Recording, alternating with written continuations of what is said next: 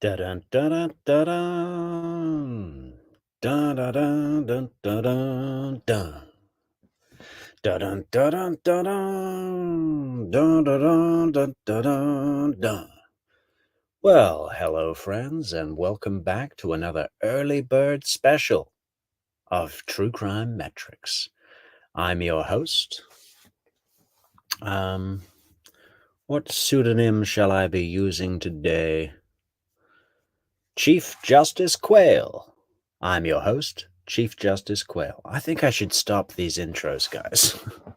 What happened to dun dun dun dun dun dun dun dun dun dun dun dun dun? Hello and welcome back to another episode of True Crime Metrix. Tonight, friends, we will be taking our first look at the interviews of Nichol Kessinger, mistress to Christopher Watts, when he murdered his entire family. Man, golly, they must have been having a good time.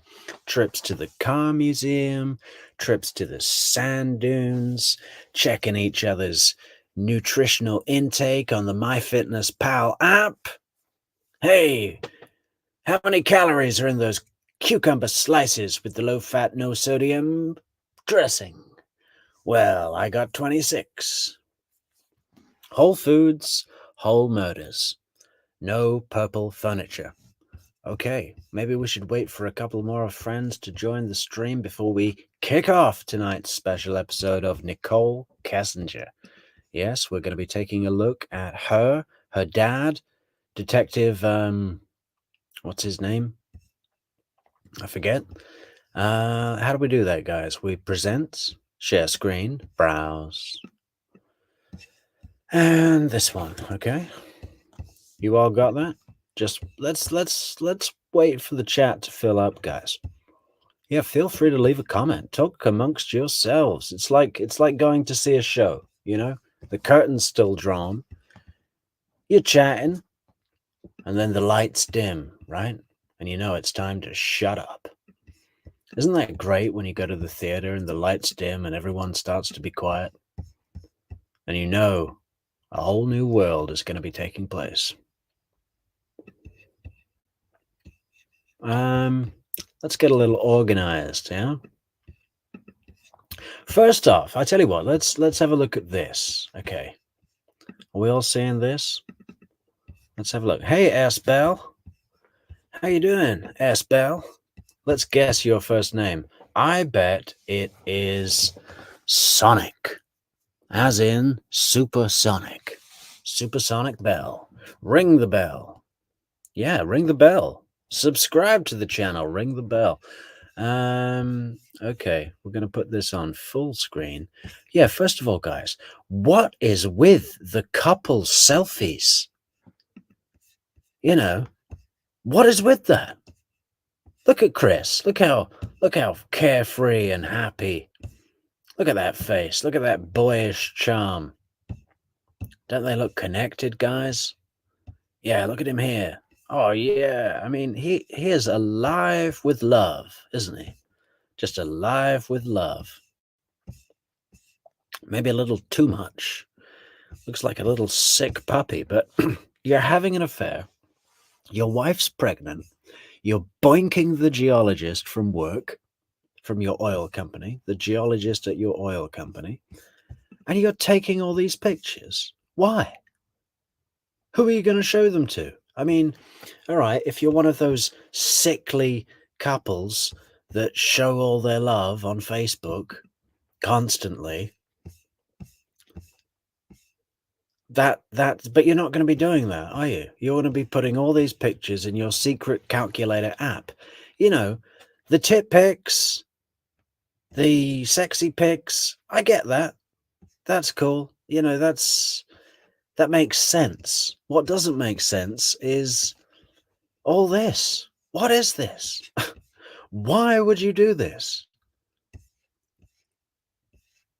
Just not. Doesn't, you know, just. I guess he's doing it to show her that he's really into her. Yeah. Does he even know what he's doing? What if Shanann found these pics Who is this woman? Well, I was going to a purple auction to see if we could find any purple curtains, because I just don't think we have enough at home. And this lady was showing me around the purple auction. Okay. How are we doing in that chat, guys? Oh, 14, 40. Ian, Matt, MK, Villaverde. Oh, how exotic. Mary Bartlett, welcome.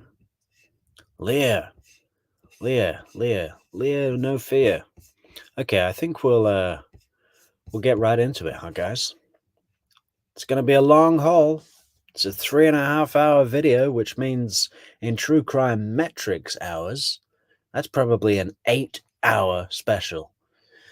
Oh, we're gonna have to break it down into at least 3 parts, I think.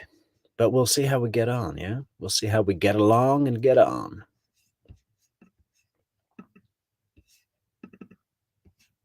I just turned the recording. Okay. So again, this room is recorded, and video and audio. Yeah, let us know how the audio is, guys, because this video sounds a little quiet on my end. Does it need turning up a bit, or what? Hey, rock solid alibi. No alibi of mine.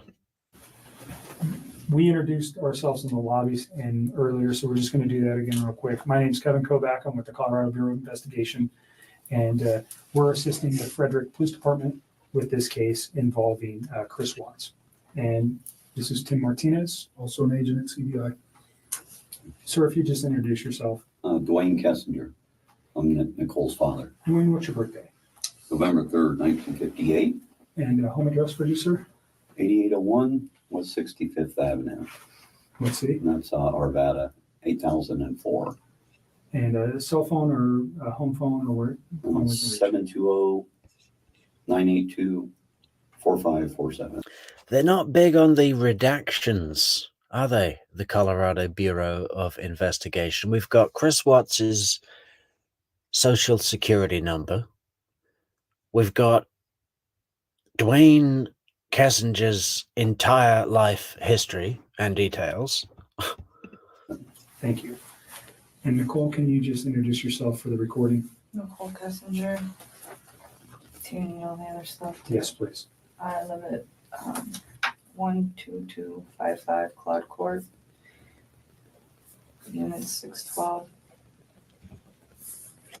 Don't risk losing the photos and videos from your phone. This innovative device makes it easy to back up your smartphone in Phone number 720-656-9605. Claude Court, is that? I think we determined it was North Glen, right? You know your zip code? 80249.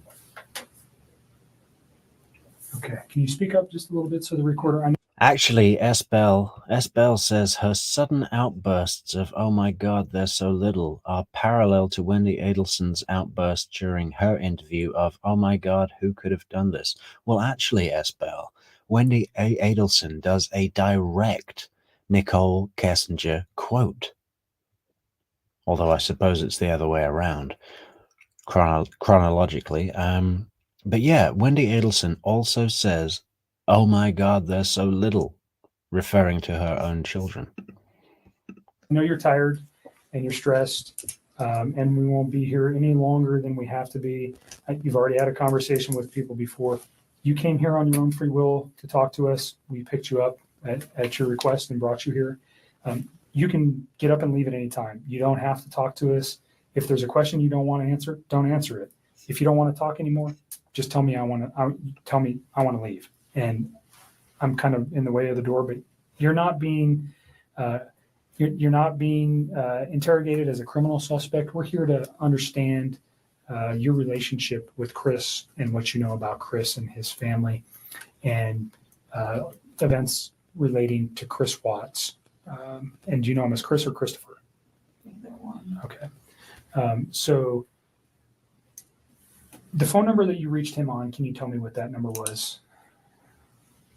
I think I deleted that out of my phone too. I just cut him out of my life. It's a 910 number. You guys have it. I don't want to either defend or accuse or anything with Nicole. Maybe that'll change as we move through the video, but I know that a lot of people point to this thing of her deleting her messages as a sign that she didn't want the police to see a text like, "I want you to kill your family, and then you can be with me." Personally, again, guys, I don't have an opinion. Well, I suppose I do, but I'm not going to be expressing that in, heavily weighted in one way or the other. I just want to see what I see as it comes out. And with the whole delete him, delete the number, delete the messages thing, I've done that. I've done that if I've had enough of someone and I'm just like, okay, get this shit out of my phone. I never want to look at this again. Multiple times I've done that throughout my life, and I'm sure many other people do too. So that on its own, I don't find weird. Obviously, it is consistent with someone hiding something from police, but it's also not consistent. So on its own, it's not an indication of anything, in my opinion. And also, I would just say, if anybody was in this lady's shoes, you've been dating this guy, having an affair, that happens all the time as well. I mean, probably people in this chat have done that, okay? And he murders his whole family. Probably that's not happened to anyone in the chat. I hope not. But suddenly you're in with the police. I'd be freaked out. I wouldn't know what the hell was going on. I would be weird and shocked and everything. So weird behavior at this point on its own, again, not a indication of anything to me. Now we gave it to Mark yesterday. Yeah, I probably Don't have it, have but it. just in case, I don't have it if I anymore. recited it to you, would you know it? Just the first three numbers. But you know it as a 910 number? Yes, that's what I do know. I mean, that's what I got. North Carolina or something. Yeah. That's North what it Carolina. is. Okay, so let's just start with like a timeline of your getting to know Chris, how you guys met, where you met, all those things. And let's just run. And I'm not going to ask you specific questions unless I think it's necessary. I'll let you just tell me your story. I think it's a little bit easier that way. So I just want to know how you met him, where you met him, how long you guys were dating, and those kind of things initially. Okay. I think I met him sometime in June, probably early June. It might have been May. It was just talking at work. It was pretty casual. And he didn't have a wedding ring on his finger. And every time I talked to him, he didn't tell me that he was in a relationship. He didn't even mention his kids right away either. And then one day he told me that he had 2 kids. I was like, that's pretty cool. And started telling me about his kids. That sounded like a sarcastic comment. No, I thought it was kind of cute. I was like, oh, he's a dad. It was like right around Father's Day too. So whenever that is in June. Okay. Yeah.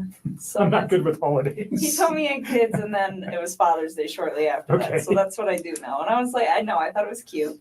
And then he's telling me about him. He's pretty excited about him. And then Yeah, Chris was telling her about his kids in that sentence he always uses. What is it?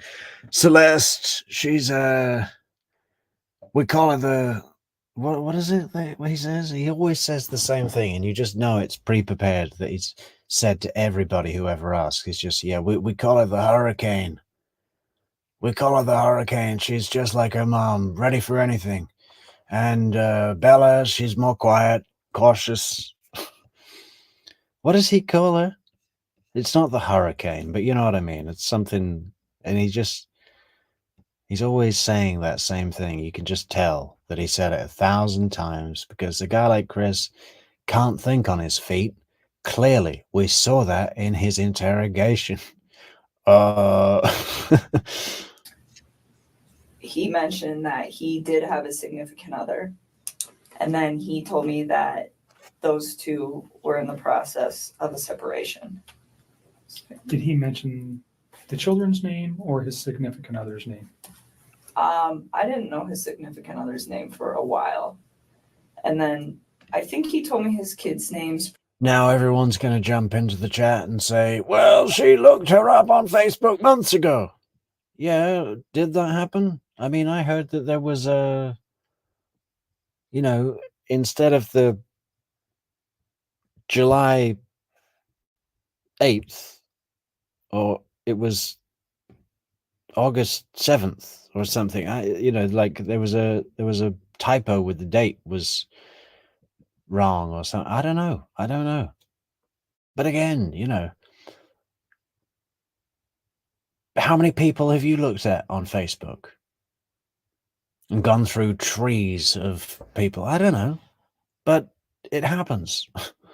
Pretty quick, but to be honest with you, on an exact date of when that happened, I don't know. So in May and June, first of all, where do you work? I work at Anadarko Petroleum Corporation. I'm contracted to Anadarko Petroleum Corporation Okay, and you work out of an office setting where? in Platteville, Colorado. And Chris also works out of that location, per se. Yes, he's in the field, but he comes into the office with his team. So you work, what is your job responsibility? I do health, safety, and environment.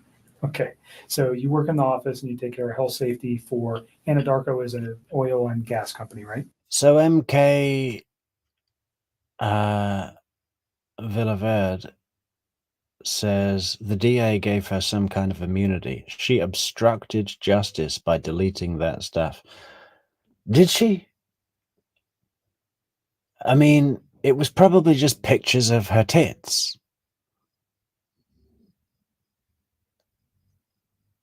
Is there any, was she under any obligation to not delete it?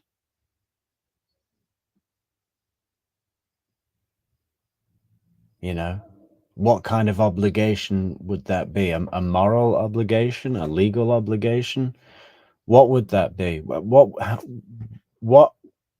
How would we define that action she took of deleting her messages obstructed justice? As far as I know, she did it before Chris was arrested, before he'd even spoken to police, probably before he went on the news. But even if that wasn't the case, I mean, unless she has been requested by law enforcement to not delete it because it's important, it's her property. I don't think that there's any grounds legally. We could talk about what's best, what's helpful, and say it might have been better for her to hand that to law enforcement so they could have a record of complete picture and that sort of stuff. But to use language like she obstructed justice, which is obviously a legal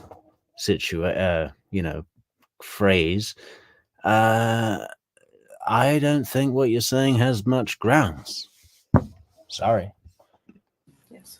So you're doing health safety in the office and Chris works in the field Yes. as what kind of job does he do? He's an operator. So I don't know like all of his daily duties, but he's a field operator. So he works with like oil wells.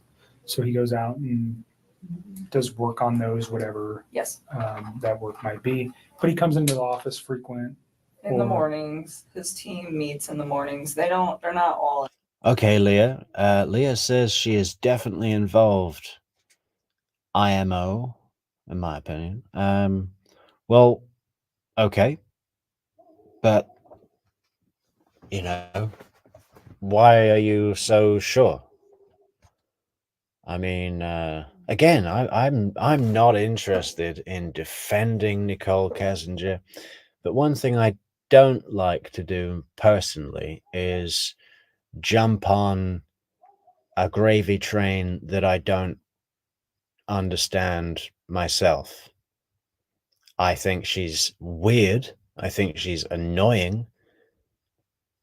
To say that she's morally corrupt because she had an affair is bullshit to me.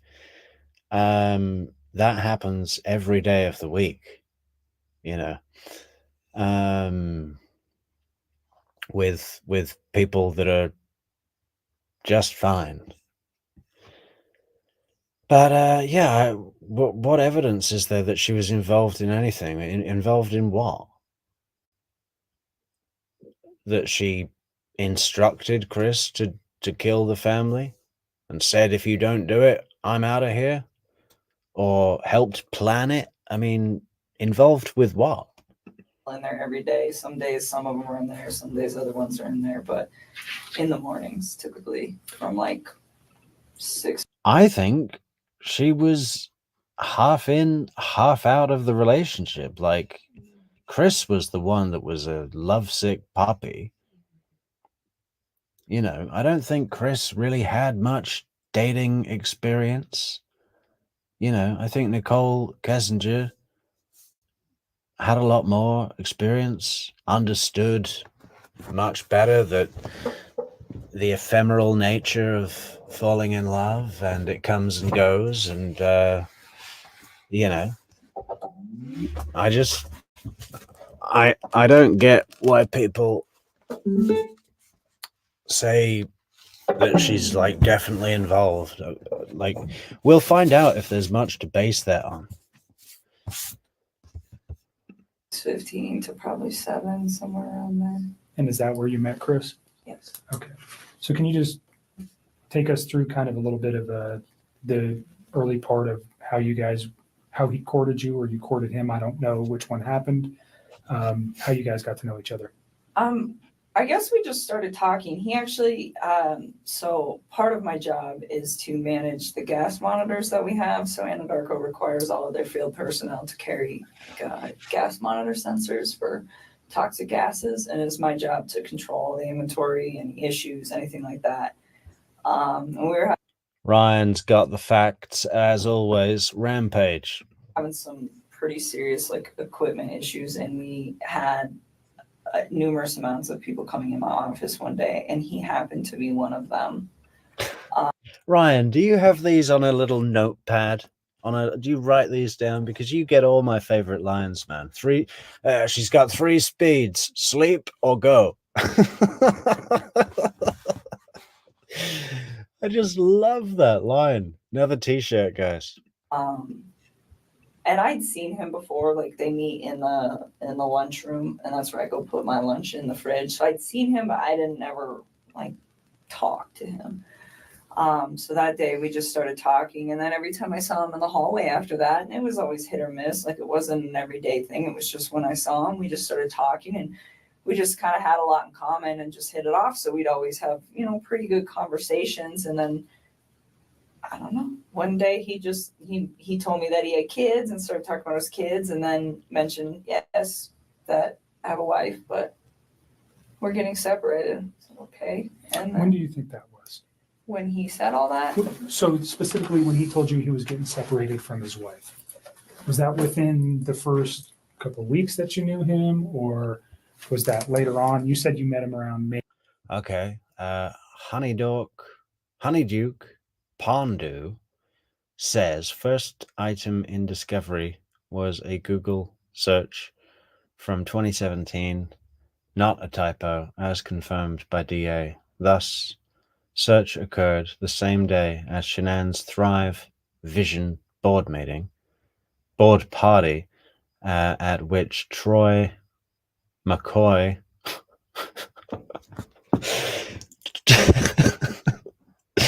that can't be a real name. Troy McCoy was in attendance.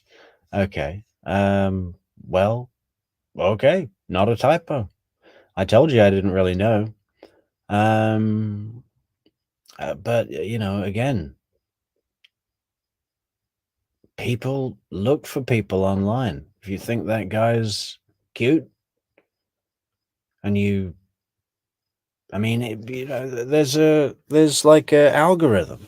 Maybe she was a suggested friend. I don't know. I just think people go, "Oh my God, she looked up Shanann. She looked up Shanann. She was jealous. She was a jealous woman, and she wanted to kill the woman." I just the whole way people target Nichol Kessinger feels to me like invention a lot of the time, and what do you call it? Mob mentality. And it's something about it just makes me feel cautious. That's all, guys. May or June. Yeah, it was still in June. Okay. It would have been before Father's Day. So had you guys ever gone out on any kind of No. date at that time? You just were No. conversing at work? Yeah, that's all it was. And then I don't know. We started hanging out. We hung out. We went to a park. Hung out at a park. Let's go back real quick. So why did he tell you that he was getting a divorce? Did he ask you out at that time? No, he didn't. I think he was probably interested in me. And so he talked to me a couple times. Uh-oh, we've got Christina Anderson in town. We're in trouble tonight, guys. There's gonna be fish flaps flying all over the market. It's gonna be carnage. It's gonna be carnage. We're about to get biblical. Via his Welcome, Christina. Can't wait to share opinions with you and hear. I don't have any opinions to share. We're just going to be watching this and being annoyed by this woman that speaks like a cartoon frog. Blah, blah, blah, blah, blah, blah, blah, blah, blah, blah. his work phone, and I was like, no. Like, it was still very like friendly conversation. But then when I realized like this man is interested in me, I'm interested in him.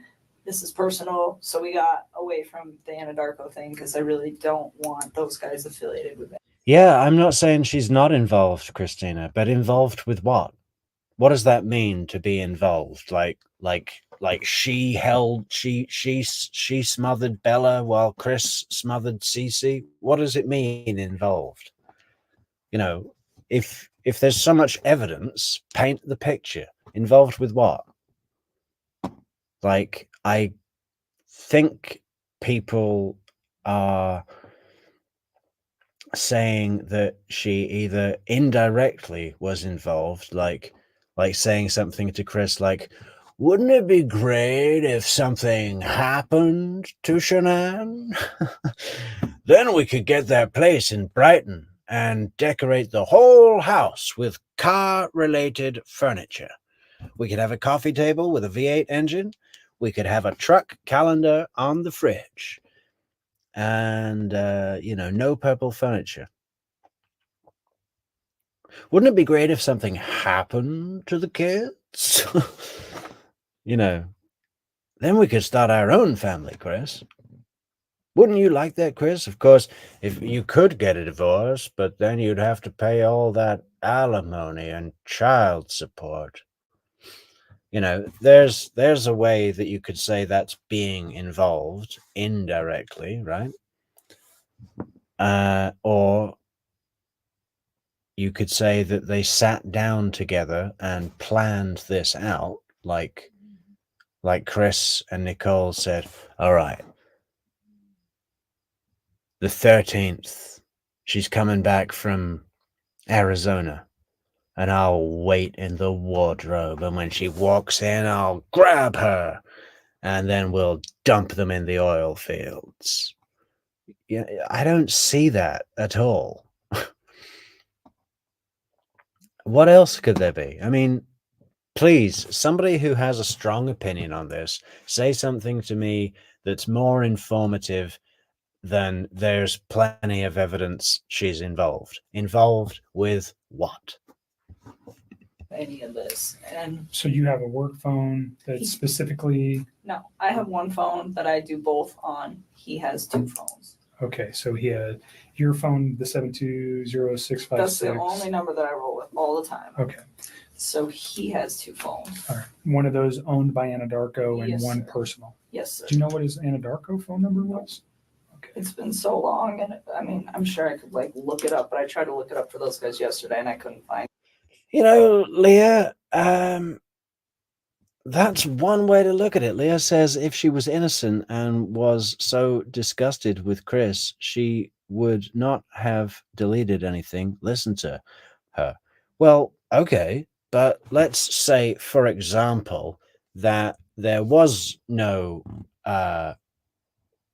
probative value in their text exchange, and it was just sex talk where she's saying, "Yeah, I love it when you lick that thing," or you know, telling Chris what she would like to do to him. You know how sex talk can get, and she knows that a case like this, family annihilator, that eventually everything that the cops have will become public, and maybe she was just like, "Shit, I'm gonna delete this."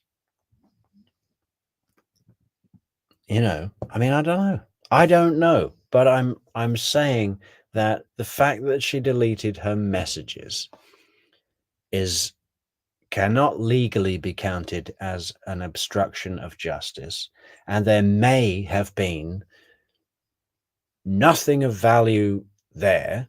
All right, you could say any text would be of value, but I mean, like, to do with the murder, like direct value.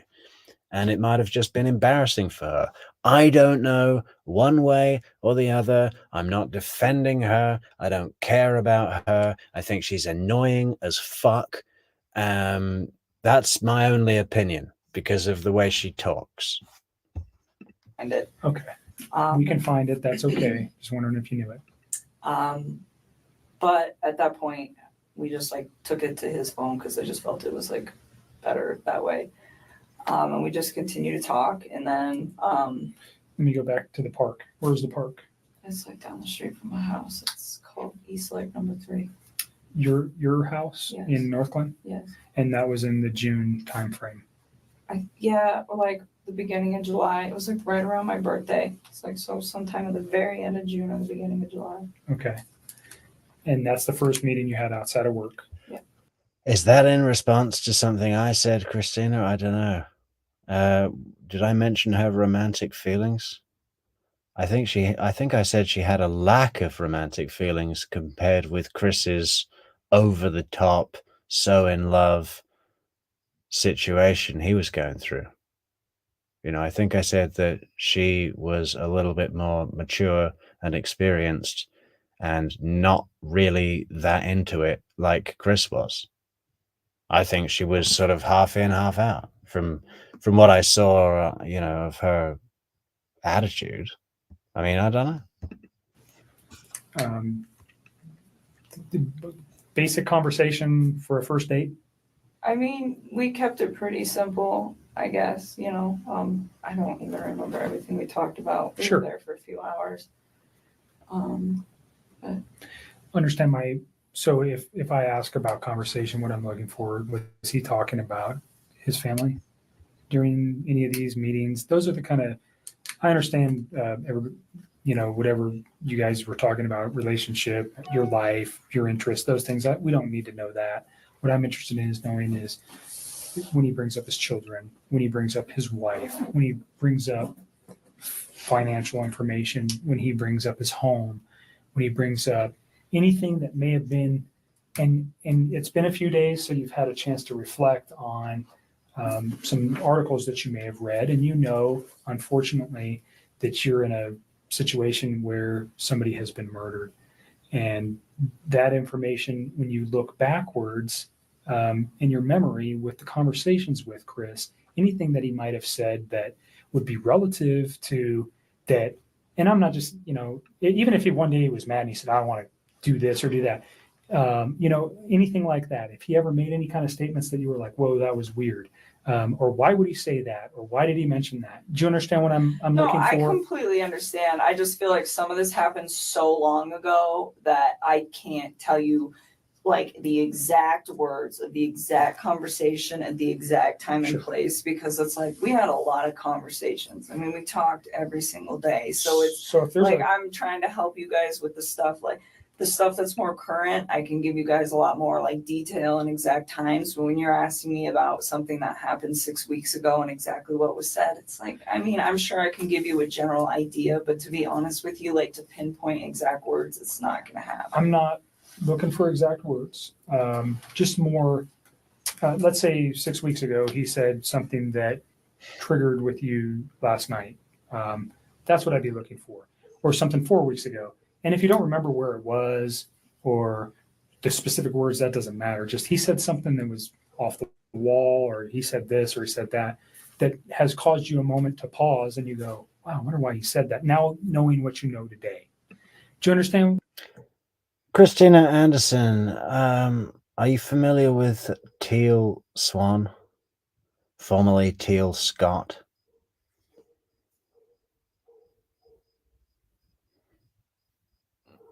You know, finally, you've said something that I can grasp. Christina Anderson says, again, she was under the control of people who wanted to do this ritual, and she was able to find this moron who was so easily influenced. Okay, that's a different story. I like that.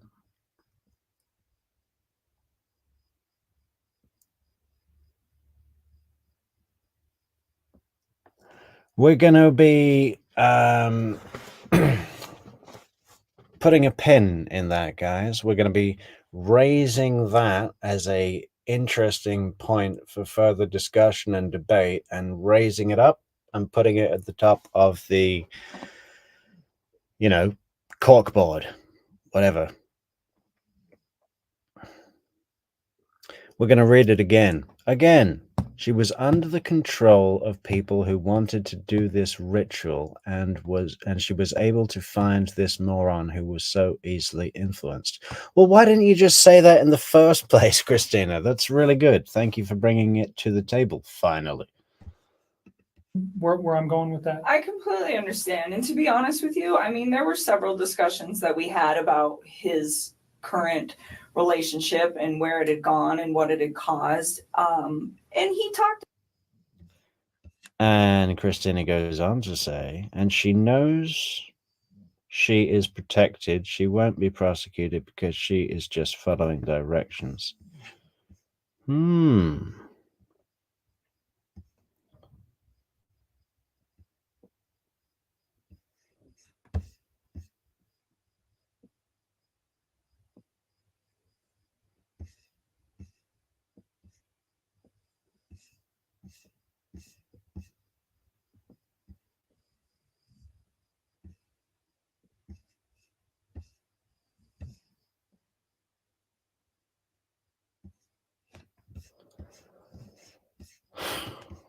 God.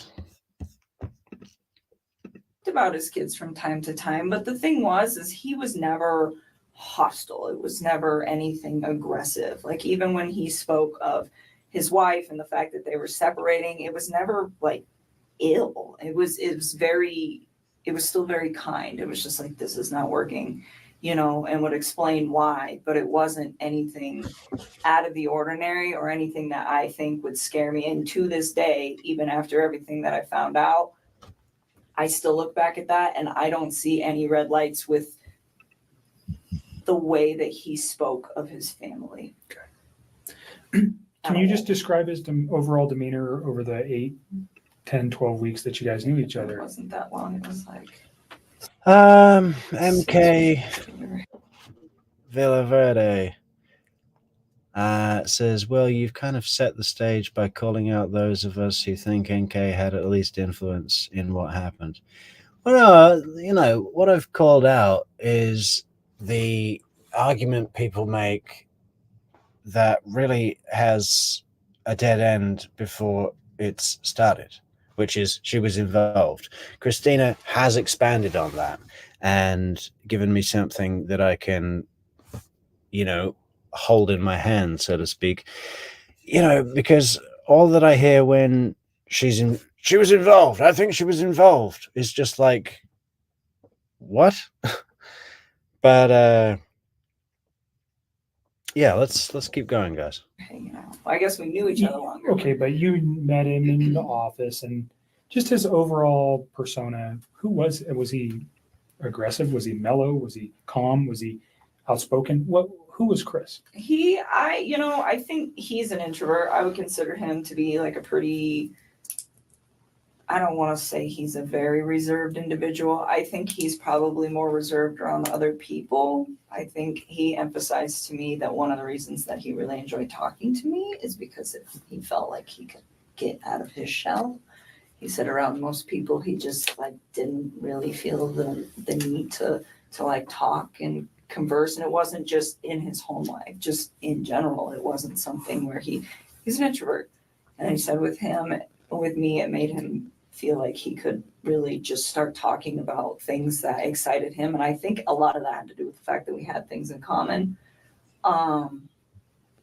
So with me, I think he was a little bit more outgoing, but even then, I would still consider him to be an introvert. I mean, not on the extreme end. If an introvert went to like 1 to 10, I'd put him at like a 4 or 5. So on the lighter side of introvert. Pretty even keeled. Yes, like really relaxed, like all the time. He was never really like worked up about anything, just Mellow, chill, easygoing guy. very much. Okay. And he was that way with you. Did he ever have any kind of, did you guys ever have arguments? I mean, No, pretty short relationship, no arguments during that time. no, Did he ever lose his temper at any time? Never. You guys never had a yelling match? no. So you never saw him upset or mad? No. And there was a couple times that we had some disagreements on things that as we like further progressed into this story, but it was never like, I am very calm when I talk to people. It's like extremely rational when I handle situations that there's a disagreement in. And he always was the exact same way, like always. Like I never stressed anything. I think one thing that actually kind of drew me to him was the fact that he was like very open with communicating with me if there were any like differences on how we saw things or just like open-minded about things. It was actually, I personally thought it was kind of unique because usually most of the men that I've ever met are typically very closed off, and I didn't get that from him at all. But it was always like kind, very kind. So no sense that this guy had a temper or Not at was aggressive, or he never lost his mind and yelled and said crazy stuff or anything like that? Okay. No. So can we just kind of go back to your relationship? You say you guys had a lot in common. What was that? Well, I mean, like we're both really into fitness. I think that's important. It's a lifestyle. Both of us ate pretty healthy, so I think that was important as well. He's like a total gearhead. He likes cars a lot, and I don't know nearly as much about them, but it's always been something that I've been pretty interested in. So we definitely talk about stuff like that. And I guess he was always willing to like learn new stuff and vice versa. Like I like to travel a lot, and it's not something that he's done a lot, but he seemed like really interested in what I had to share with him and vice versa. So even if it wasn't something that we originally had in common together, it was just like, hey, I respect what you have to say, and vice versa. So you guys yin and yang. You got along pretty well. Very well. And no time. So, Christina, I feel like this is just yours and my conversation. You're saying that Chris was told to put one girl in each tower by Nichol. Otherwise, how would he know to do that? He never gave you any indication None. that he was having issues. Oh, can you chill out a bit, Christina? You're like making me nervous with your uppercase. So during your guys' dating time, did you guys spend most of the time at your place? Always. Okay, always at your place. Or we'd go out, Like suggested.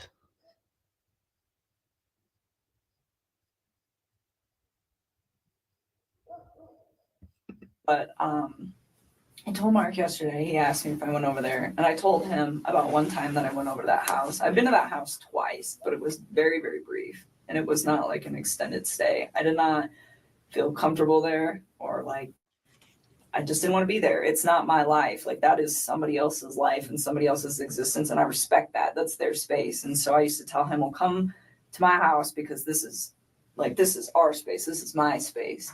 And so for me, out of respect, just for like whatever situation he had going on and the fact that it's not my home, I felt that it was better to be in my place. And I live alone. Yeah, I'm not saying no, but I could see it being chance.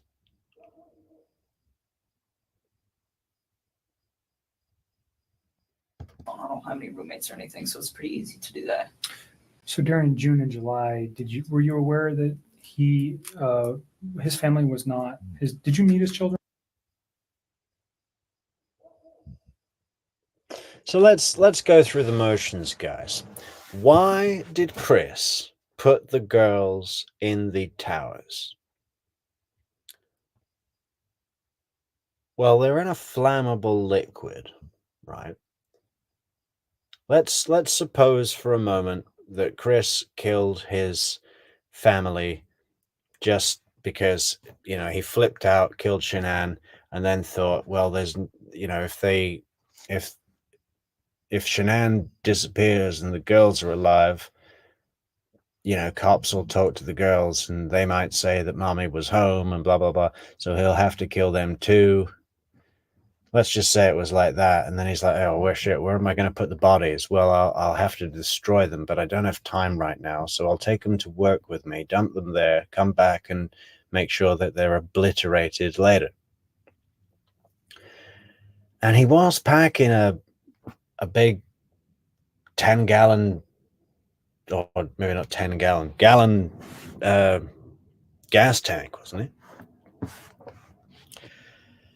I mean, could he not have just wanted to go and set fire to the oil towers and have them blow up so that the bodies would be, annihilated? Putting the girls in different towers, why wouldn't you just put them in the same one? Well, it's not like he took both bodies up there at the same time. He could have just gone up one, that's the same staircase. He might not have even remembered which tower it was. You gotta think in that situation when you're against the clock, colleagues are coming to the site. Are you going to be thinking which tower, what tower? It's perfectly possible that it was just chance, and just by chance, it goes in with the double towers of the Masonic. What do you call it? What is the names? Joachim and what was it? Boax or something. So I don't know. Nope. During Didn't want June to. and July. He didn't ask me to. Okay. I mean, not that I didn't want to ever. It was just not now. It's like you're not finalized with your separation. And not only that, we've barely been dating. Like, yeah, Mrs. D says 40 people watching, but only 12 likes. Well, A, I'm totally off my game. And B, this show has been hijacked into the Nut Bar Festival. Just kidding. Well, we're kind of discussing a different topic than what we usually do. I mean, there's plenty of occultistic shit around the Adelson case. But the discussion never goes there, really, on this channel. So why is it here? I don't know. I'm finding it kind of difficult to watch this now through any lens of what we usually do, because so many interesting points have been raised in the chat about this. What did she say earlier, Christina? Let's go back, guys. Let's go back, because it was a really well put comment. You know, when it's not in uppercase.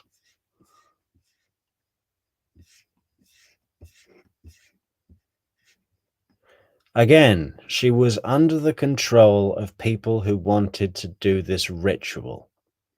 And she was able to find this moron who was so easily influenced. So, there's a cult of Masonic, people. And they want to sacrifice 2 young girls and a pregnant woman because some scripture told them that that's what they needed to do or something, I don't know, whatever, some cult thing, right? And they were saying, well, where are we going to get 2 young girls and a pregnant woman? And then Nichol Kessinger's all on the Facebook looking for a pregnant woman. Aha! There's Shanann Watts. Well, who's she married to? What? The guy I work with? Right, let's throw some wiles his way. Get him under the spell, take him out to the sand dunes. Yeah, he'll love that. We'll take all these nice selfies where he's looking like a happy boy who just married a demon. And then we'll lay the groundwork for him to murder his own children and dispose of them in 2 giant towers, just like outside the temple of B and J, however we pronounce their names.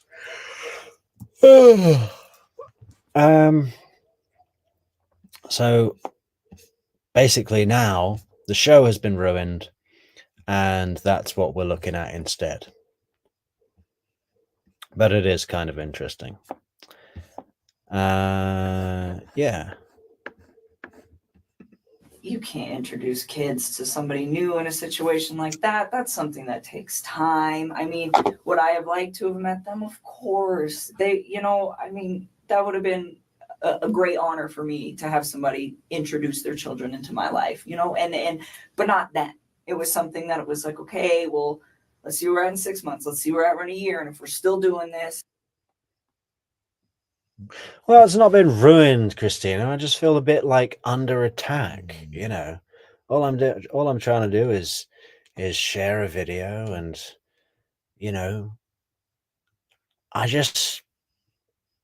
I don't really have an opinion. It's the topic that we're covering. It's an important part to the Chris Watts story.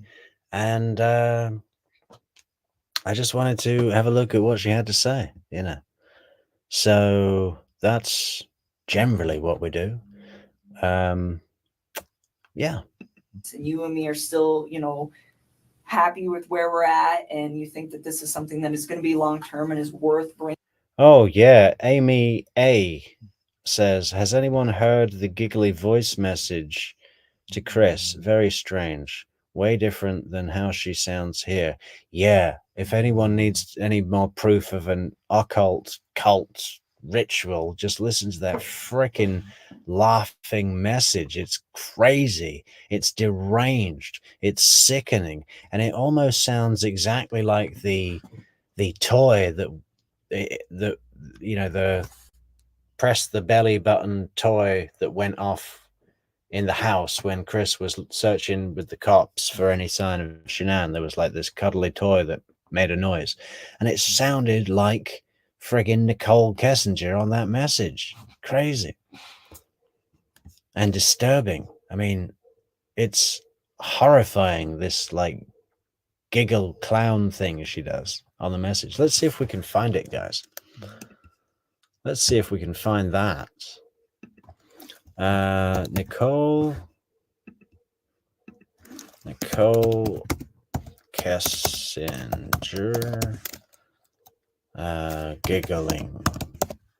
giggling message.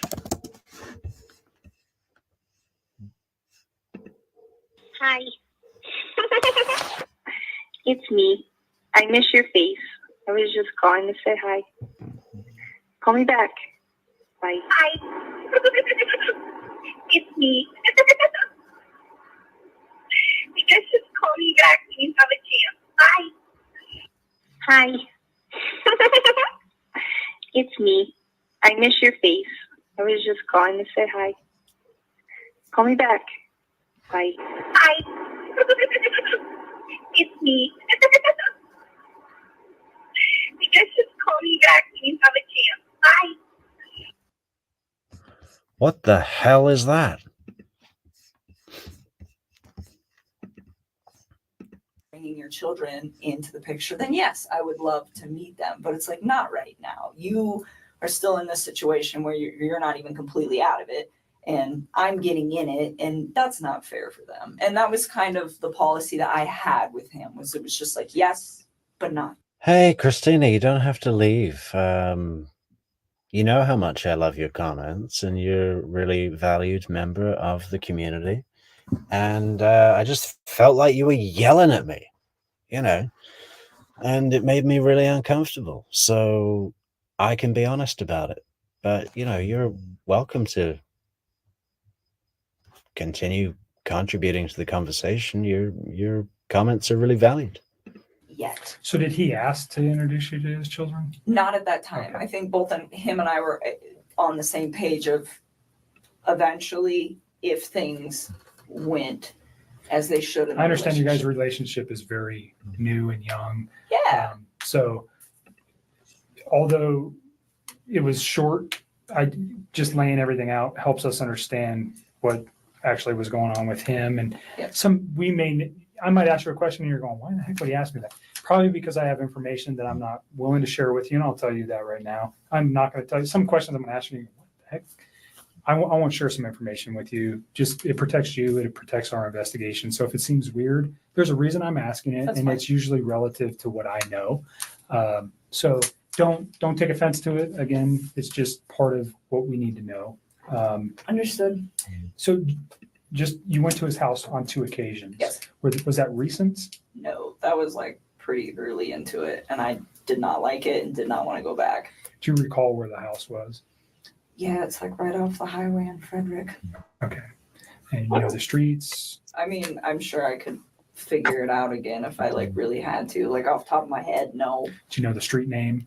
No. Okay. I would have to like drive around in there to get there. Okay. Did I would have to like drive around in there to get there. I always talk like I'm tired, like I'm just getting up. What is with this woman? I mean, okay, maybe she's an occult, Masonic lodge woman, but if we just imagine that she's a human being for a second, what is with her? What is with this persona? I mean, she's putting it on, right? She's playing a role. What is that role? it look like anybody else lived at that house at that Oh, time? definitely. Okay. I mean, So the is that whole what thing. freaked you out? I mean, he told me that he was living in the basement. And he said, we're separated, but we're not divorced. And we're going to get ready to sell the house. And that was the impression that I was under. And I was under the impression that they were taking everything pretty slow with this, with like getting ready to sell the house. I mean, those are big things. So that's what I was informed. But I mean, if you think about it, this whole thing happened in a 6-week stretch. It's not really that much of a time frame. So in that sense, like, it's believable. And she talks about everything like that she's an authority on life and information. She's like, oh, you're selling a house? That is a big step. You know? Oh, it's selling a house is a lot like landing on the moon. You know, first you take a step and then you get back on the rocket. You know, what is with her? And she's like, losing weight is a huge deal. You know, what is with this chick? To me. Hey, Carly Chase, thanks so much for your support, your value, your generosity, and your gentle spirit.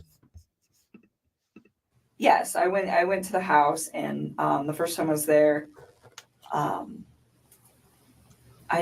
hung out in their like front living room. I just sat on the floor, and it was on the 4th of July. It was the morning of the 4th, and I was helping him to set up MyFitnessPal app and like track his food, his calories and stuff, because he does pretty good with the working out and stuff. And he asked me, he's like, "Can you help me just like get this dialed in?" It's like, "Yeah, I can do that."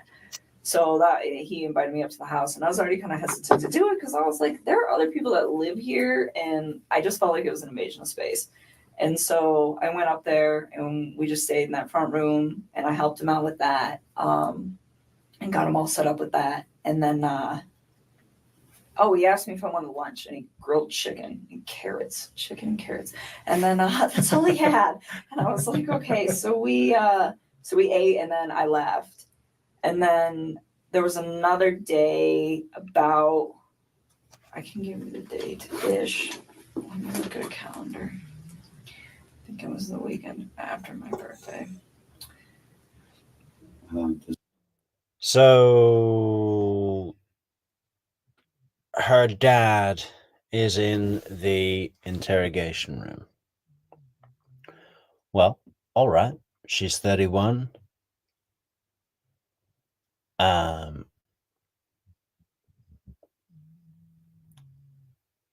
She's a grown adult. And is that weird? I guess it is weird, right? But would it be weird if her dad was an attorney? I know he's not. But it's not like he works at the bowling shoe rental. He's a CIA agent. You know? So I don't know. If he were a cop, would it be weird? I don't know. Just the thing on the courtesy for the phone for, what was that guy's name? Don? This gentleman, Oh, Thornton PD. I just met him today. oh, Do you want to do the I phone forgot today? about that. For TPD?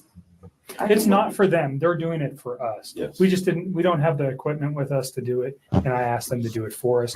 They're not involved in this investigation. He would just be a computer person. He would not be looking at any of this stuff. That would fall to myself. So keep that in mind. He's not involved in this investigation. Thornton PD has nothing to do with this other than letting us use their facility and helping us with some electronic download. He's not going to look at your phone right now. He's going to put it on a disc and they're going to give it to me. Gotcha. I don't know anything. I really want to help you guys. I do. I feel like I'm. This whole thing is just gonna be crazy, regardless of whether I give you my phone or not. I mean, that's kind of how I look at it. Like it's happening. It's gonna happen. Well, the text Media's just reiterate gonna- what you've been saying all along, so it's not like, Well, they do. That's the other thing too. I mean, that's kind of a good backup. Yeah, I'll give I it think to 'em. you hit the nail right on the head. There's reasons why we want everything. It validates things that we know. I'm not going to come out and tell you that if you tell me something today, we'll validate it with your text messages, whether it's the ones we have now I or the will- ones you're going to give us. I'll give it Certainly. to 'em. If you want to go get him, I want you to read this, is what I want you to do before you decide that. Okay. So the second time I went to that house, I'm not sure what day it was, but it was the weekend of the 14th. Of August, July. I don't know if Neety asks, so let me get this straight. At this point, they have solved the crime, but are just trying to find out if she's culpable in any way. Well, the way they explained it to Nichol Kessinger is that they would just like information around about Chris, about his family, to give a more complete picture of the situation, because obviously she has ties to Chris and is a relevant person in the story at the time of the events. That was the investigator's pitch to Nichol at the beginning of the interrogation. But obviously, should anything come up that suggests she is culpable, she has received her Miranda warning, and, you know, they are still looking at all angles. It was 14th to the 15th.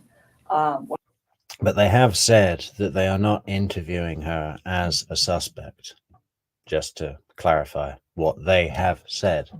One of those 2 days, but we had went out and we stopped there just real quick on the way back, and we were there not very long. But that time I saw a picture of his wife and one of his kids, and I remember thinking to myself, like, wow, she's so beautiful.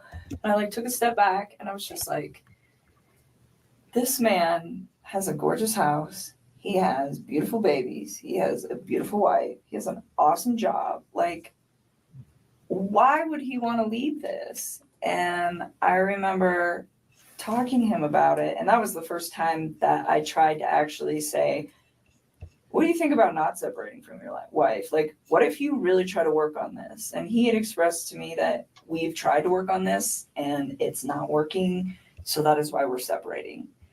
And I spent some time, like, just, you know, kind of, because it almost made me feel bad, where I was like, to the point where I'm engaging in a relationship with a man who,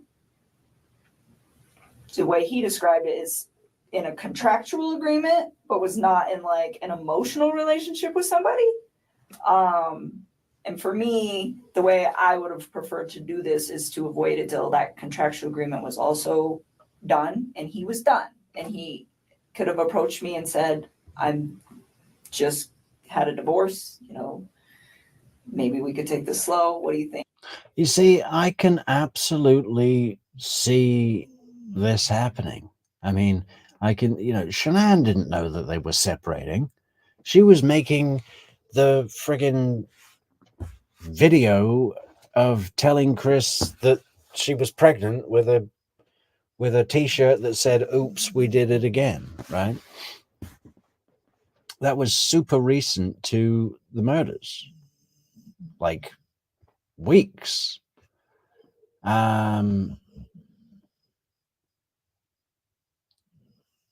So Nichol is saying that Chris told her that, yeah, our marriage is done, but we both live in the same house, so, you know, we're being mature adults and we're co-parenting. We're living together until we can get our individual finances in shape enough to sell the house and move on to both having independent living quarters, living addresses, you know. And obviously Chris hadn't told Shanann about that, but he wants to tell Nikki that that's the case because, you know, as Chris said, she wouldn't have got involved with him if, you know, she was sold into it as, look, you're going to be my side hustle. Okay. So when I'm at work and when my wife is in North Carolina, we're going to be doing our thing. But every night and evenings and weekends, I'll be going home to my wife and pretending that I'm married. But I really love you.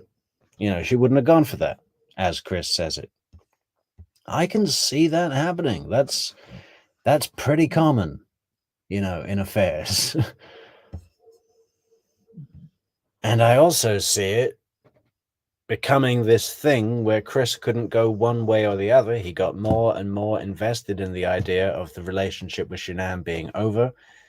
And he got more and more invested in the idea of having a proper new relationship with Nikki.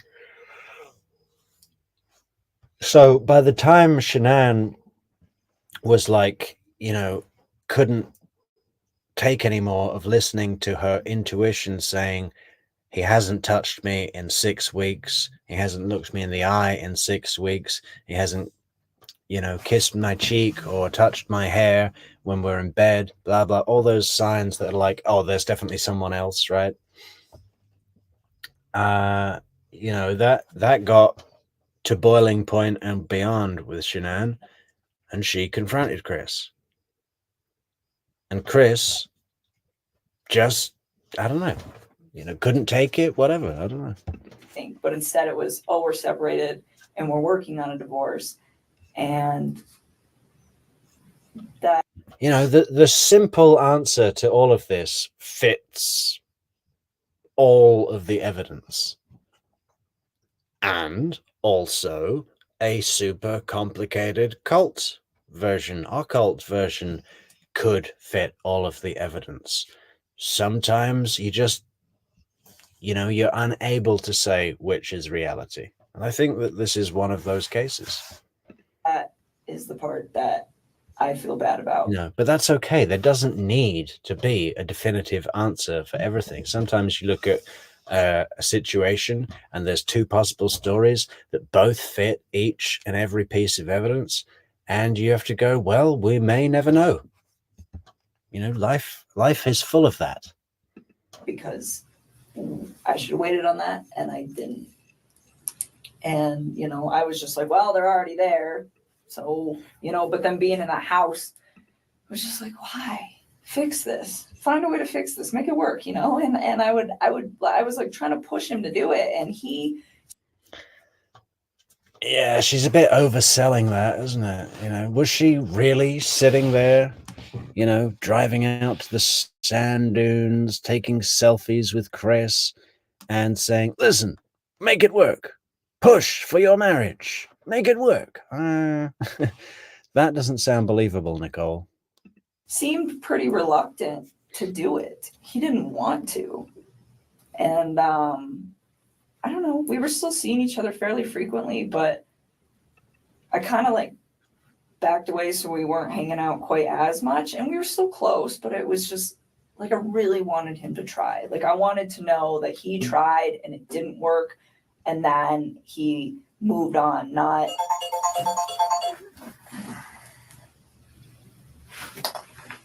that, they both kind of tried and then he got himself into a situation with somebody else. And I don't know. I just thought he had a beautiful life going on. She told him she wanted to have his first son, Angel Abe 7 says.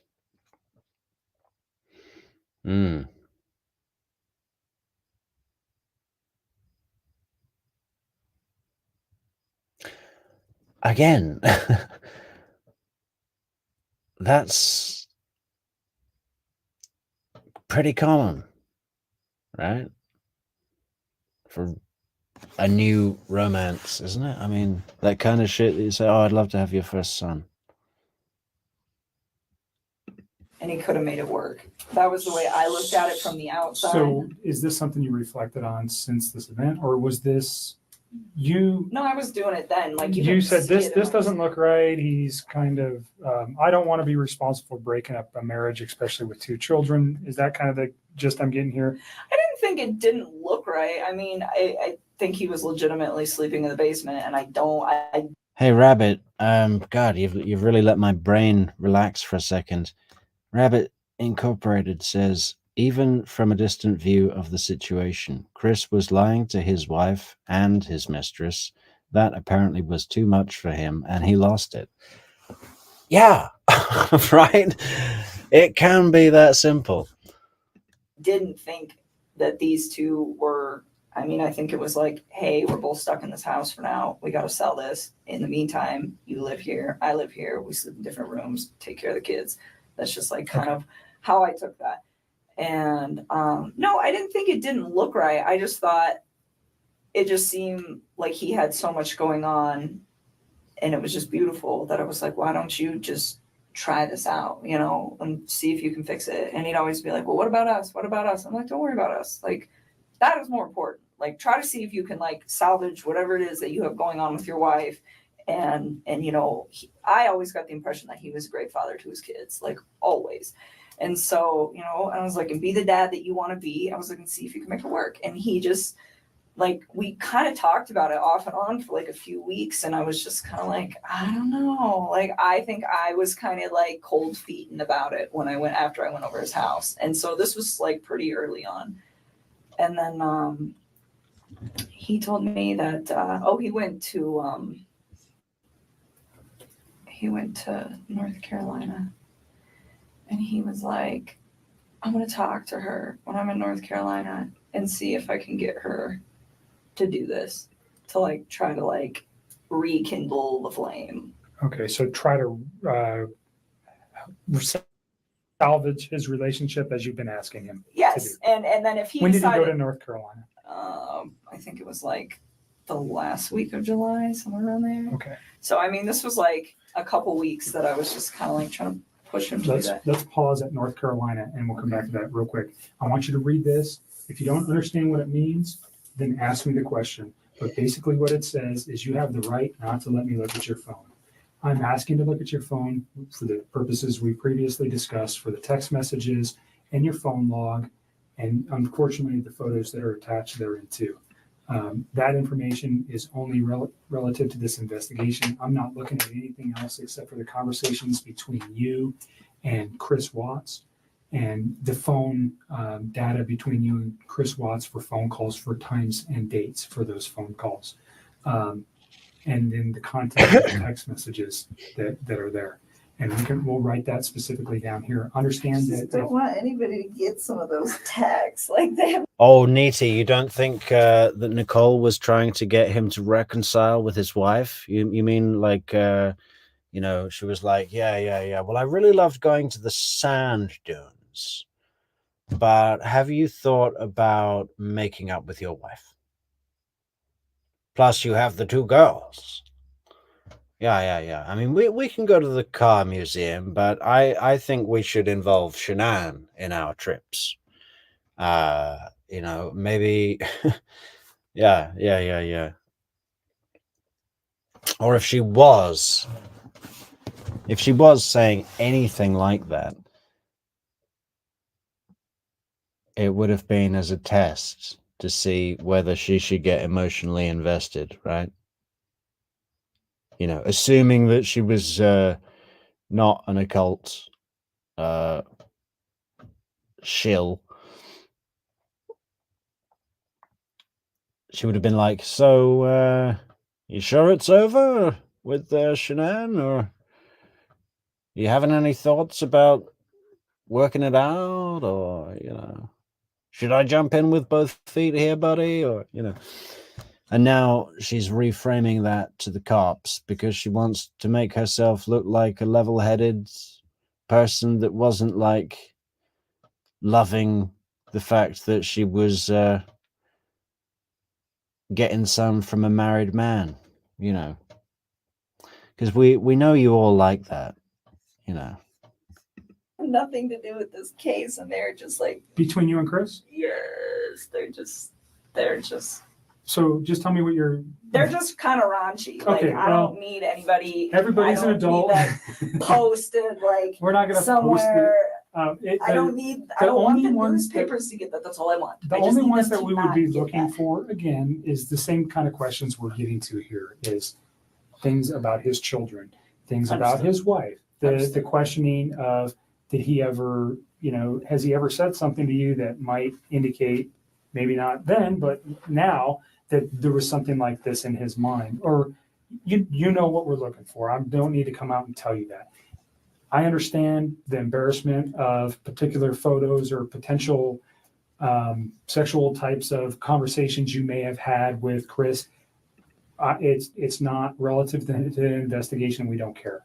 Okay, you're an adult. I'm an adult. Everybody in this room, even your dad, and I give it to you for saying that stuff in front of your dad because I'm not sure many. Yeah, your dad doesn't care about your raunchy messages.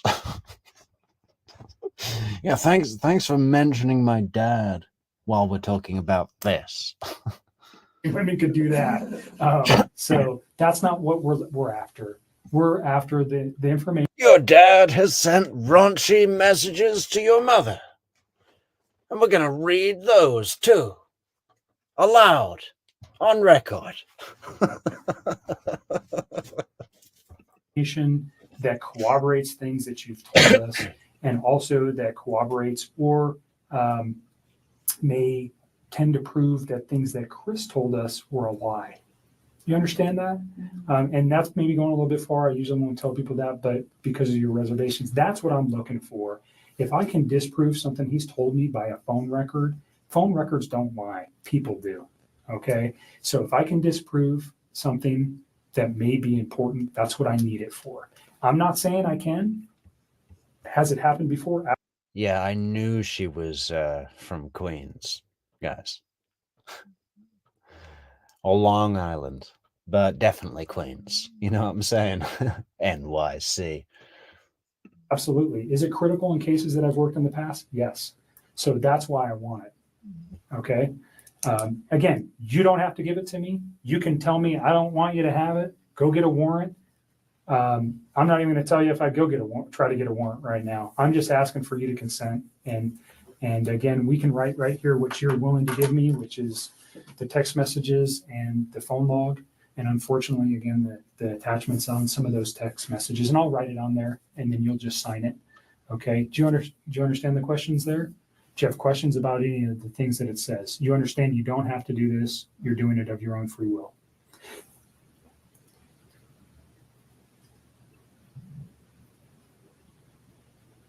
And I know you're tired, so if you want to let your dad read it too, He will. Thank you. that's a good idea. Can you fill it out before I sign it? Yep. And just you read it, and if you have any questions, then we'll put on there what we're after. I'm so hungry.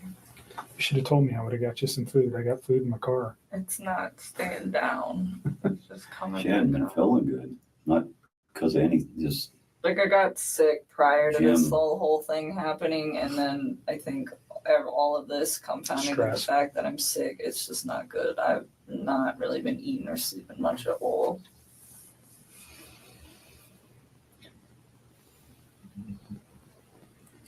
yeah. I'm with you. We definitely need to accelerate the case because the more it takes, the less sure that they are of situations. But on the other end, I think if you do just that only, You tell me what you're willing to provide to me, and we'll is write that it good on. enough? I just want like our text conversation and then I guess our phone call records. So I'm going to put So the time and date of the phone call records and our text message. text. Could we get photos of him? Huh? Could we get photos of him? Off of Would you that. mind if we got his photos that he sent to you?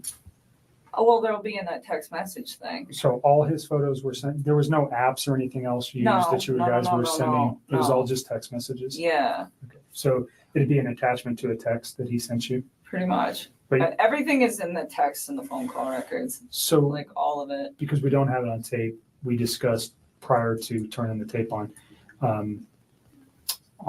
Tuesday, which would have been the 14th of August. You had read some newspaper articles on the 13th and the 14th that regarded this case. You had also had a conversation with Chris at some point during the day on Monday. And on Tuesday, because of what you found, specifically what you said was, and I don't let me put words in your mouth, but you found out that his wife was pregnant. And yes, And you did not know that prior. And you found that out via the newspaper articles, and that caused you concern. well, I just realized that he was lying to me, and I was like, well, if you can lie to me about this, what else are you lying to me about? And it made me realize that maybe his wife was in danger at that point, and it was day two, and she still wasn't home.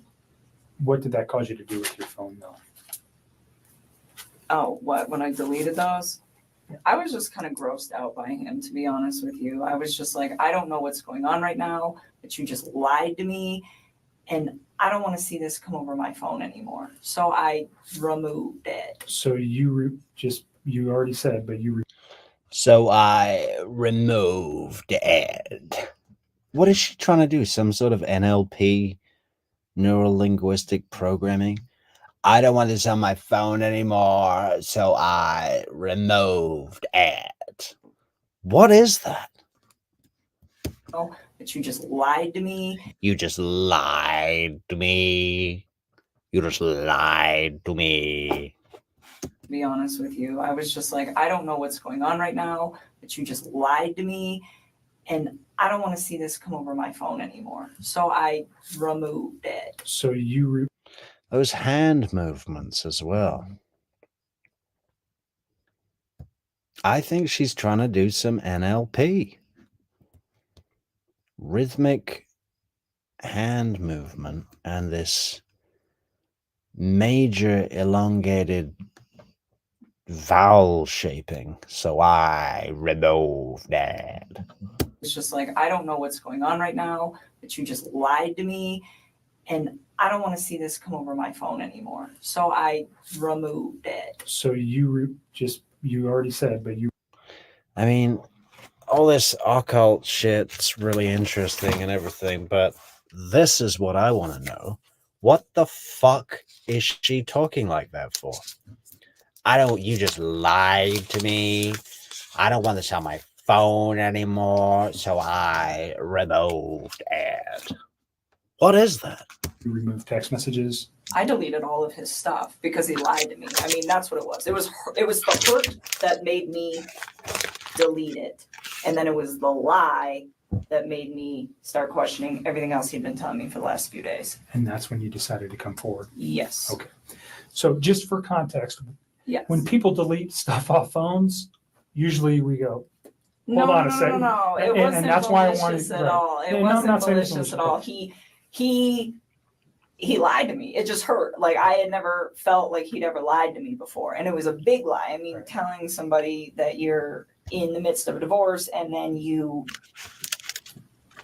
have a wife that has a 15-week-old baby on the way is a huge, huge thing. And I was very taken back, and it was hurt. And so at that point, I like deleted it. I had a few more quick things to say to him, and then I just got rid of him. That's literally what I did. I just cut him out of my life. It would have honestly been like a bad breakup kind of thing. Like, if none of this other stuff would have happened, that's what it would have been. That would have been the end of it. the information was not destroyed because there was anything in there that would be harmful to you or potentially to Chris at this point, but harmful to you in particular. That's not why you did it. No. You did it out of, excuse my language, this guy's an asshole, so I'm getting rid of him and I'm getting this stuff off my phone. That was like me kicking him out of my life. Okay. And then, like I said, and then realizing that he lied, that was when I was like, okay, maybe his family is in danger and they're not coming back and they're not staying with a friend. Yeah, when did I go over there? Tuesday morning? Wednesday morning. Wednesday. I called you Wednesday morning. That's when we started discussing, you guys need to get everything that could just, You can understand the importance of, oh, no question, we were, like I said, people lie, phone records don't, and they really help specifically establish dates and times. I think we have a very good grip on that in this case already, but there may be a time when we go, we need to know something else, and then we would have it. We don't want to lose it, and that's really what it is for us. Is if we lose information. Just out of curiosity, what do people think the detective should be doing?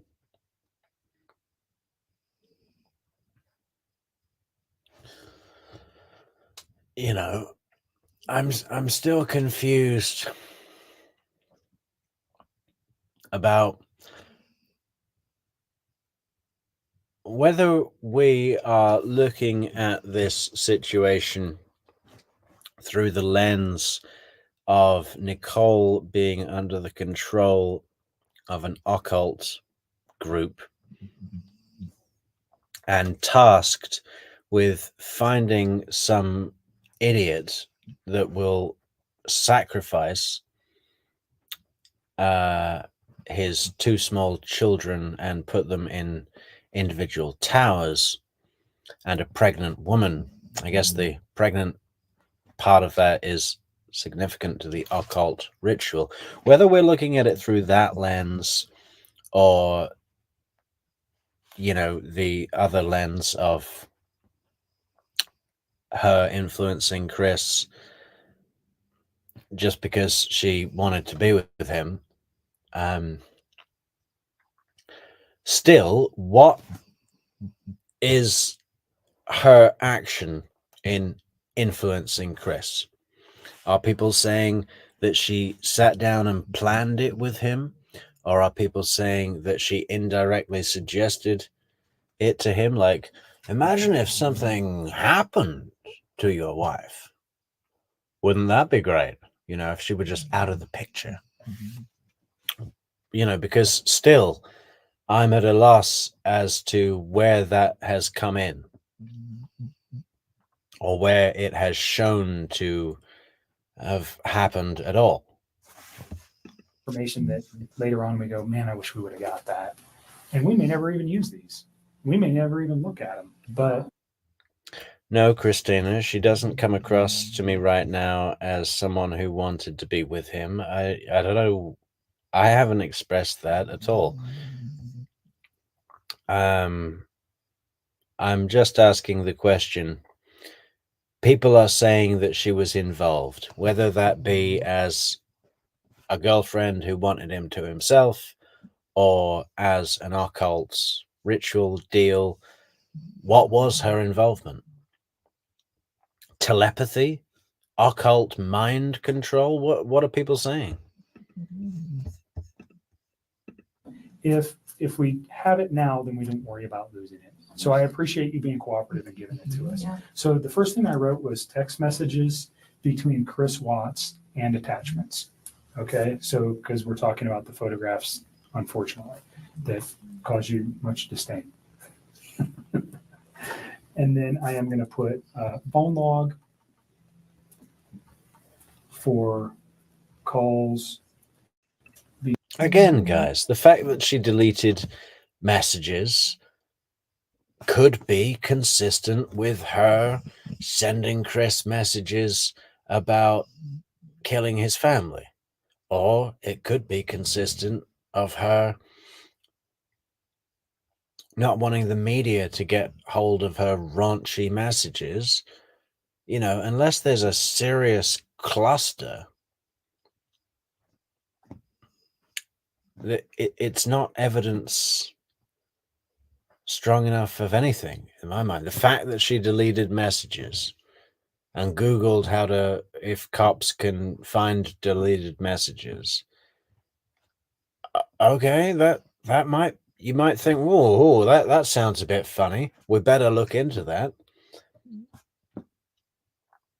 And you know, I guess they did. Between yourself and Chris Watts. I appreciate she's weird, and I do like the way that Christina worded that thing about the occult situation. But I still feel that I'm lacking something really conclusive where I can go ... You know, if we compare this to Wendy Adelson, you know, there is so much more. There is so much more in Wendy Adelson to go, you had knowledge, you knew, you wanted, it was your plan, it was your wish, and you knew you were being deceptive. You arranged this. You can see so much more in Wendy. And you can literally go ... You can go, yeah, there you told the joke to the repairman, and there you came in, and that reaction was very not convincing. And the first person, the whole thing about how Jeff was brought up by Janine, who she'd had a walk with in the park, and prepped him about him being a jealous maniac. And then further, you know, that just keeps on giving, that one. She's like saying to Isom after Jane's left is, oh, Jane actually introduced us, which is why she thought of him first. You know, she really shows herself. Jane, who could have done this? Who's next? And are they going to come after me and my kids? Is Jeff this much of a lunatic? Oh, I didn't even think about Jeff. You know, you can literally... there's 20 pages of examples from Wendy Adelson that show that she definitely was involved. I don't have that with Nichol Kessinger. So unless someone can really give me a little bit more than, oh, she looked up Shanann on Facebook and, oh, she deleted her messages, that's not enough for me. And it shouldn't be enough for anybody. Wendy is a great example of the standard that you should look for to say you're sure about something. Let's try and collect it together, guys. Let's try and build a list of all the stuff that that Nichol is doing, because all I've heard so far is she deleted messages and she looked up Shanann. You know,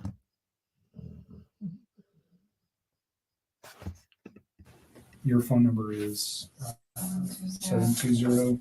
656 9605.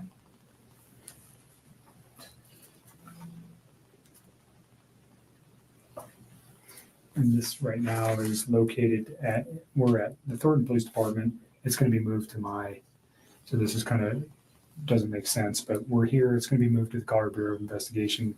He's going to download it here, but I'm going to take it with me, just so you know. It's not staying here. Okay. They're not going to retain any of this. This comes with me. Okay? Is there anything else you want on there? I think that's about, That's it. I mean, I don't have social media. I don't really have anything else you guys can pull. Okay. Is there anything else you know of that could help us with this that is not on this sheet As far as like data, that's on your phone? no. I mean, everything we did was like text and talk pretty much.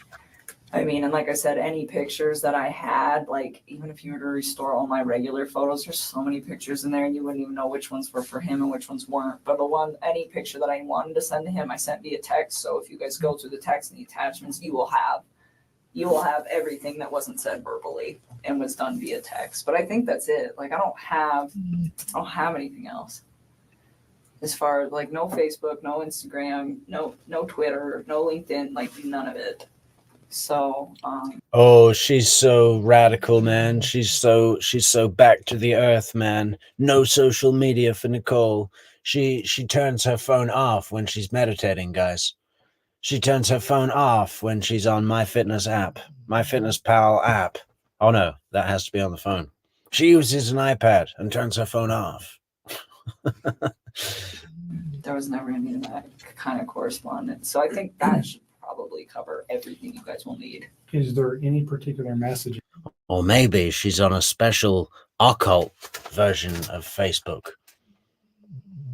Is that would help me so I don't have to look at, because whatever's on your phone, I don't know how long we're going to get back to, but let's say is there a particular date or time or message that stands out to you that would be relative to specifically? Natalia says, why did Shanann Watts have her children in the children's hospital for extensive amounts of time? And in all reality, they are not sick. Shanann Watts didn't deserve what happened, and her children either, and it's heartbreaking. Well, yeah, it certainly is. You know, what a sickening tragedy for anyone who knew them. You know, just regular people, good people, regular people. Why were they in the hospital? Well, I've heard people say that Shanann was,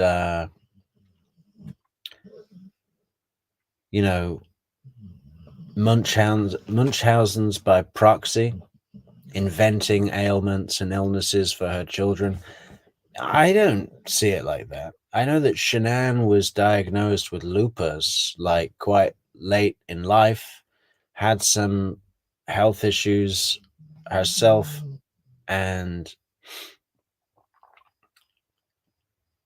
I think she was very business orientated and checklist orientated, and with her own experience of healthcare was just wanted to make double sure on the girl's constitution, the health of her children. So maybe she took them to lots of checkups. Check them for measles, check them for mumps, check them for whatever it is.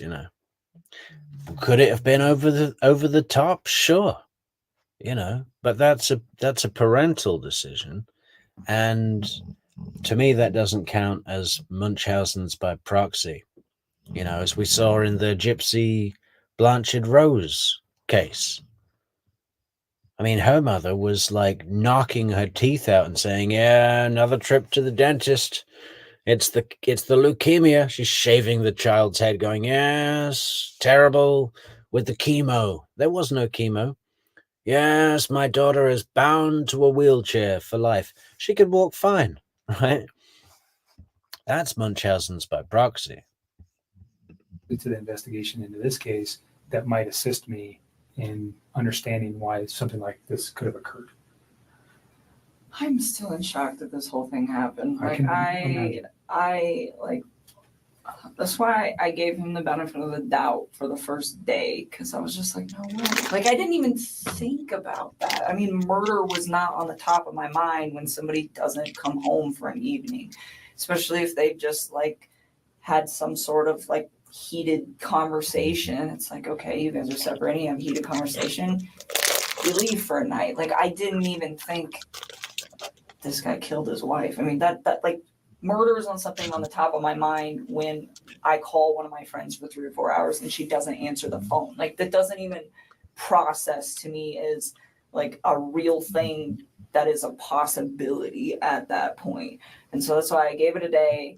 And then the second day I was talking to him, he was just like a hot mess, I could tell. And then with like the way he was talking to me, and then that's kind of when I cut him off and I stopped talking to him.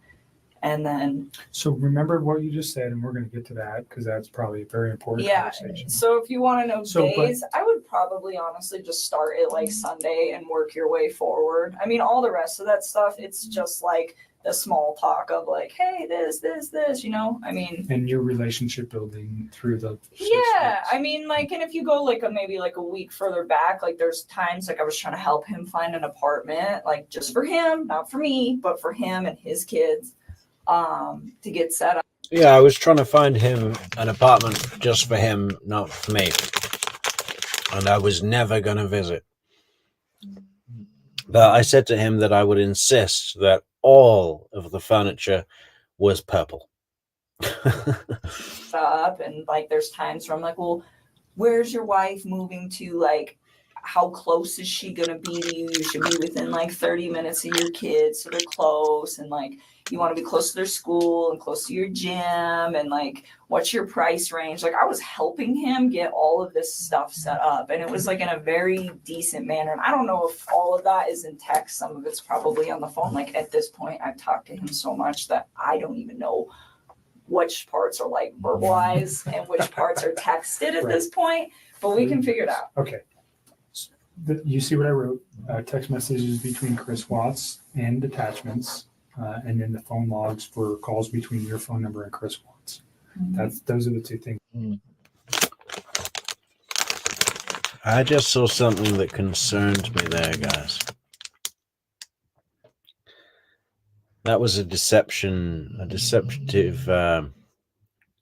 cue. The detective laughed, and then she celebrated, for want of a better word. Let's have a look again. Talk to him so much that I don't even know which parts are like verbalized and which parts are texted at this point, but we can figure it out. Okay. But we can figure it out.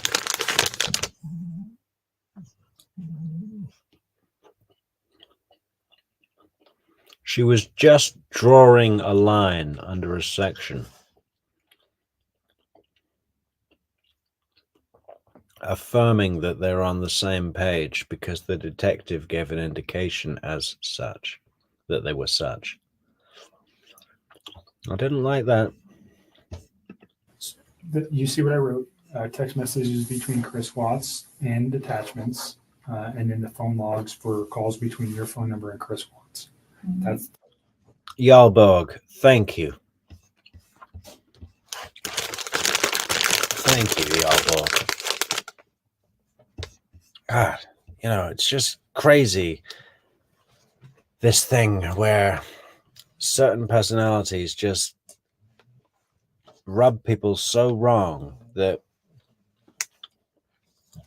I'm not saying that the occult thing is a complete fantasy. But it's not the simplest solution. Is it possible? Yes. But it's also possible that it's exactly what it looks like. Let's have a look at what Jarl Borg says, guys. Jarl says, no evidence for her involvement. Kessinger just evokes really strong emotions in some people. They absolutely hate her. It's a fascinating phenomenon. Yes, it is. Yeah. And I think that's one of the clearest comments we've had all night.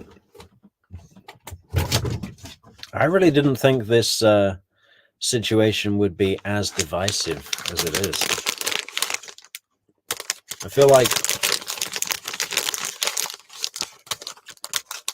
feel like one of my favorite commenters on the show is now an enemy. Yeah. She really went off on one tonight. But that's okay.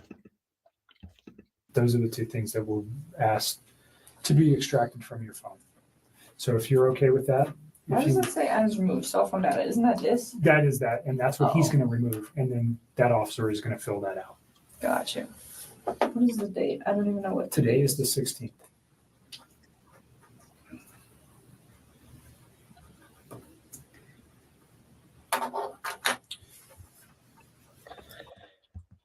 Chris Watts has an IQ of 140. I find that extremely hard to believe.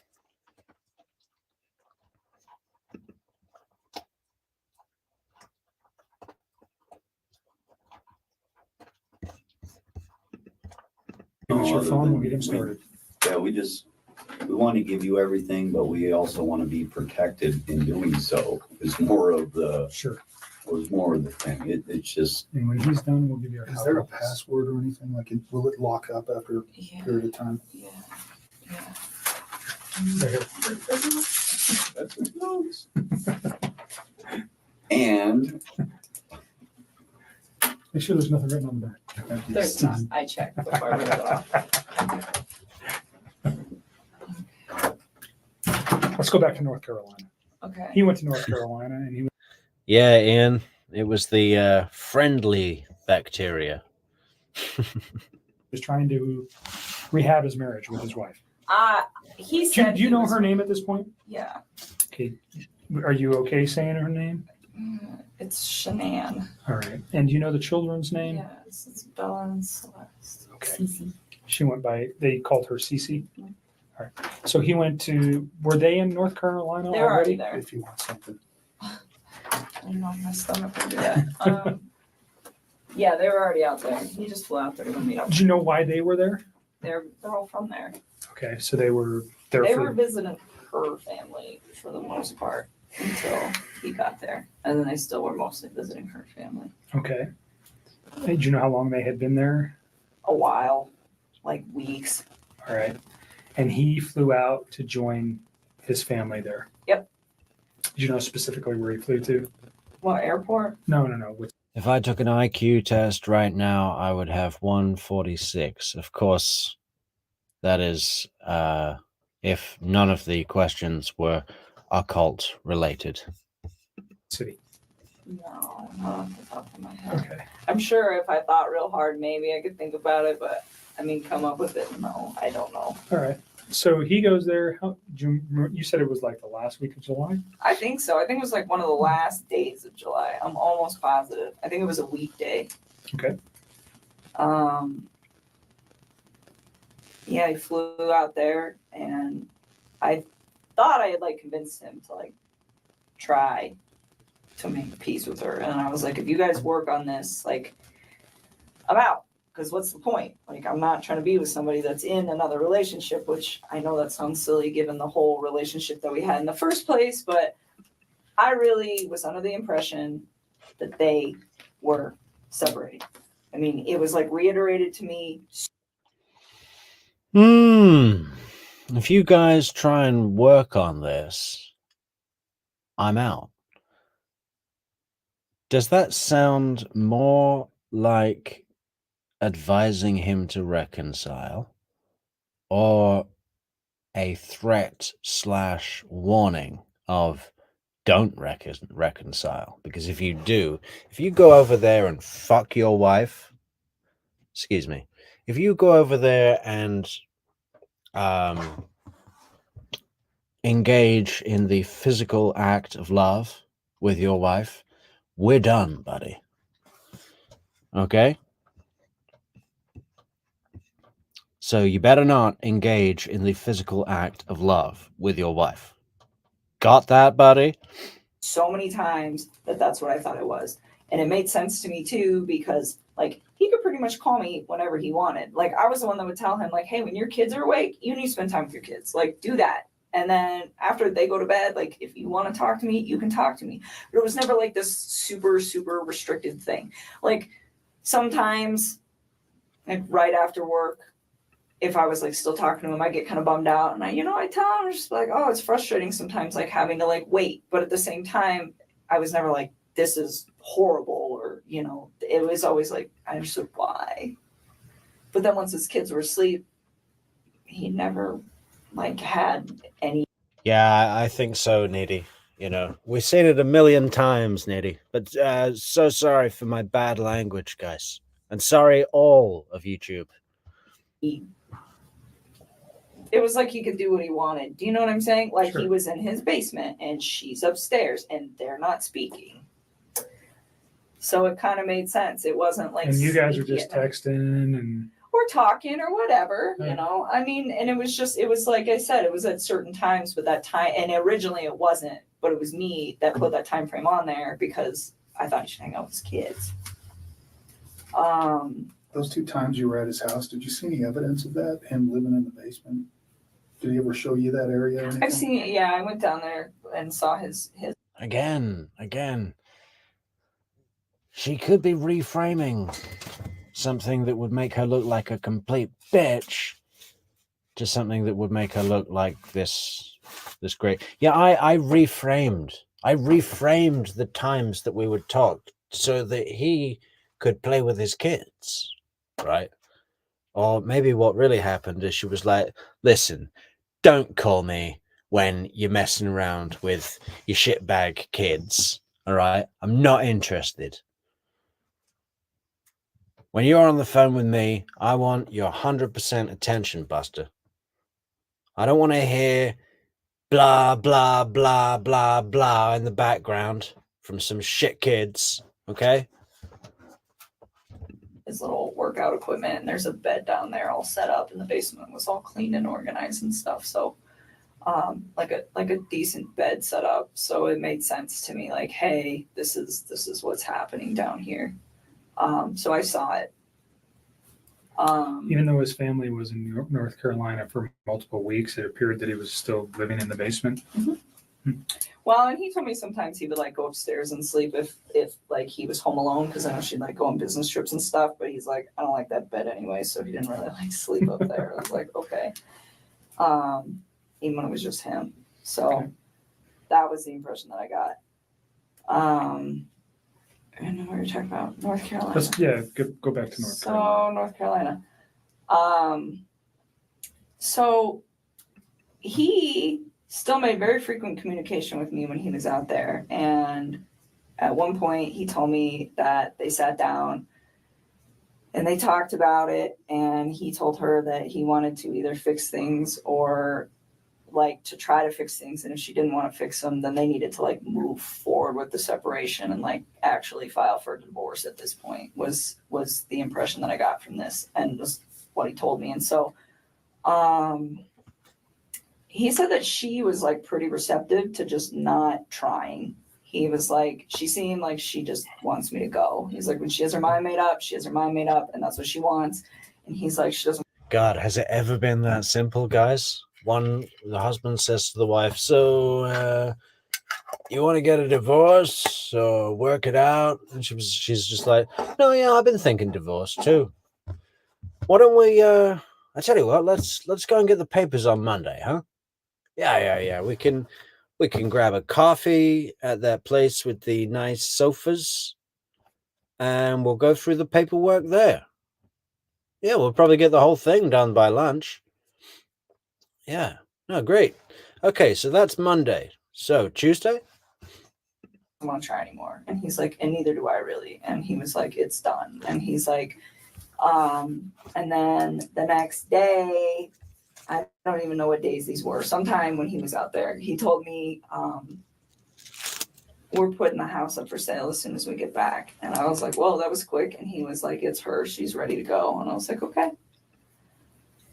And so I left it at that. And then he got back and I started asking him, like, what are you going to do? Because the Colorado housing market is fire and you guys are going to sell this house like real fast. And I'm like, you need to start looking for a new place to live. And I'm like, where do you want to live? And I was really trying to help him out. Hey, listen, if anybody out there in Colorado needs advice on the Denver housing market, okay, this is the woman you need to speak to, okay? She knows it all, guys, top to bottom, back to front, inside out, upside down, you name it, she know it. You know, she's got every price of every property in her mind. You know, for each quarter of the year, she's got the price. She knows the ups, she knows the downs, she knows the you know, if you want to flip a property in Denver, speak to this woman. You know, she's like the Rain Man of realty, real estate, realty. Yeah, she's the Rain Man, the Denver Rain Man realtor. You know. What are you gonna do? God, if anybody spoke to me like that, what are you gonna do with the house? You know, oh, you're selling the house? That is a huge step. I just don't know what I'd do. I would not be able to take it seriously. I couldn't have a conversation with this woman. What are you gonna do? I'm like, do you want to get a house? Do you want 3 bedrooms? So you have one and each of your girls have one. I'm like, do you want to, you know, like do an apartment? Like, what do you want? You know, where do you want to live? Because he's in Frederick. But what do you want? What do you want? Jesus Christ. It's almost like the movement of a really fast pigeon or something coming into nest. What do you want? It feels like a bird somehow. What do you want? Do you want an apartment? Or a pad? What about an old loft conversion? Those are very in now. that whole area over there is just like a bunch of small towns and you can kind of just pick and choose. Everything's kind of, you know, and so he told me, well, I like Brighton. You know what I haven't been doing, guys, is trying to look at this woman through the lens of Chris. The geologist from his oil company is talking. What do you want? And I was like, okay. And then he told me he wanted a 2-bedroom apartment. And he said he wanted one room for him and the other room for his 2 girls. And I thought it was kind of cute. Like, I remember telling him, oh, yeah, Niti. I can just see her, like, jumping onto the laptop going, okay, let's find you a house. Tell me what you want. What do you want? 2-bedroom? 2-bedroom. Okay. 1 level, 2 level, duplex. it's like I could just see her like hopping in the driving seat of his life, right? And him loving it. Sickening.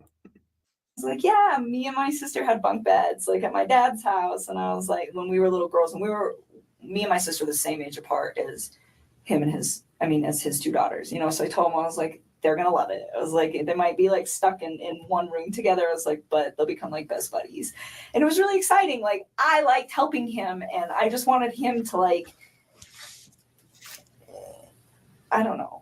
This is what he told me he wanted. So I was like, well, I will help you do the research. But another thing that I really took care of was to be like, where is she moving to? I was never like, you know what, screw your wife, try to get full custody. None of that bullshit. It was always just like, I'd ask him, I'm like, well, what kind of custody you guys going to have? Because he at work, they're about to switch his schedule. So right now he's like a Monday through Friday, and they're about to switch these guys to 8 days on, 6 days off. That's tough. That's awesome.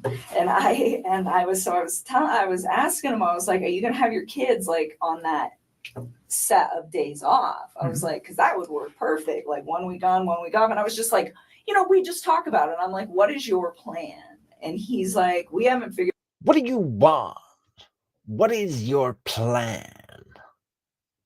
Out exactly what we're going to do about the kids yet, but he told me, he's like, Colorado's a 50-50 state, and she's okay with everything 50-50. Like, he said that she was like on board with this because she wanted it too. Like, she was checked out of this relationship. So that was like how he made this sound, that it was like a very like kosher, we're done kind of thing. Kosher.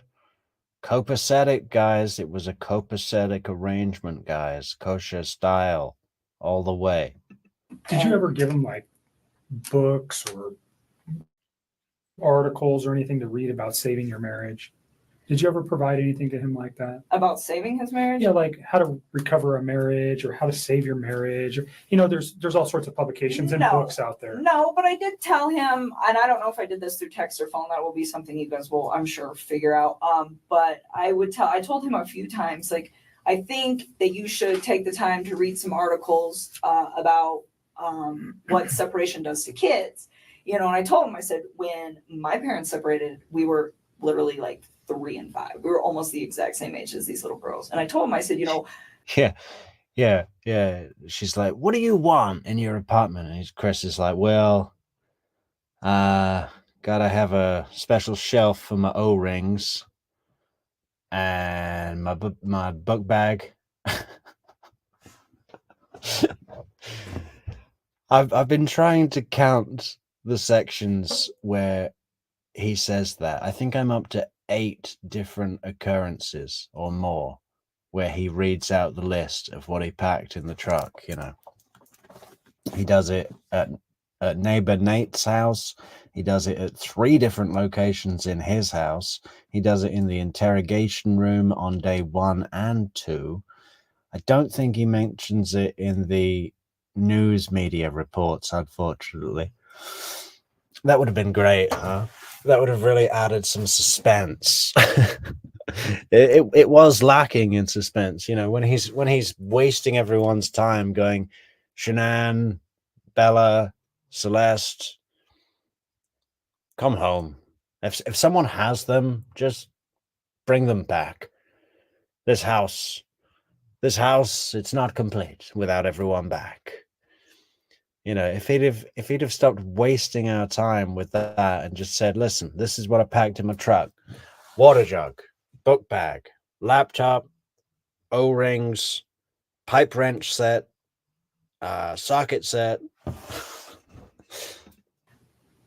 I was so young when it happened that it didn't really have like a big negative effect on me because I was so small that I didn't really process it too well. I was like, but I do have cousins that their parents got divorced when they were like 10, 11. And I think that it hit them a little harder, and he's like, oh, they'll be fine. And I told him, I was like, even though they're small and you think that they'll be fine, I was like, I think you guys should just read about it just so that you guys are prepared in case, one of these two starts having a hard time with the fact that you guys aren't in the same house anymore, and I would tell him, I was like, there's pros and cons to it. Like, cause he was like getting ready to do it. And it would be like, you know, it's kind of cool having 2 Christmases, and, you know, like your parents get to go, you know, be happy doing whatever it is they want to do with their lives, and they don't have to be in a situation that's probably not good for the kids because it's not good for those two, you know. But at the same time, it was like, just read. Like, that's what I always used to tell him. I'd always tell him to, like, I tell people to read about everything. Reading is so good for you. So he, at this time, is telling you that, yeah, I am the guy trying to save the marriage and she doesn't want it. That's what he told me. So, and and then he was like, she doesn't want it, so I'm not going to do it. And then it was like, we're filing for divorce, we're selling the house. And this was like all as soon as they were coming back from North Carolina, like boom, boom, boom, boom, boom. Would you recall when he gets back from North Carolina? No, I don't even know how long he was out there. I know it was like less than 2 weeks and more than 1. Okay. I don't remember. So, Well, that's pretty a good idea, isn't it?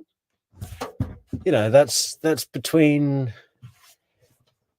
8 and 13 days. I have no idea how long he was out there. I know it was more than 1 week and less than 2. You know, about 10 days. he comes back early August. Would that be fair? Oh yeah, it was definitely like in the first 2 weeks somewhere. All right. Probably the second week of August at some point in that. I don't remember when. Does his wife come back with? She has no idea when it was in August, okay, detective? Except it definitely was in the first 2 weeks. Him at that time, or Yeah, does he? they all came back. They all come back at the same They time. all came back.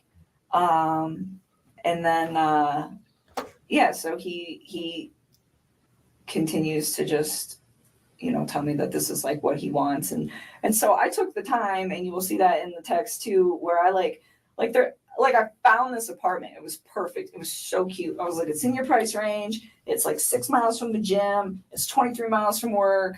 I'm like, you know, it's super close to Frederick. It's going to be by your kid's school. Like, this is the spot, you know, and I told him, This is the spot. Yeah, this is the exact spot. I was like, I'll keep looking for more places. And he's like, well, there's some that I want to go see too. And he actually had me thinking that he was going to go look at these places this week before all Okay, this. so this is fairly recent then. If we're this talking just about happened, like in the last. he's going to couple go look at apartment. Yeah, Needy. Needy says that she's not sure what information the detectives think they are going to get out of her at this point, period. She just doesn't see what the goal is in this. She's obviously a liar. Yeah, I agree. But again, if anyone could stitch together for me where her definite involvement is and in what form that took, I'd appreciate it.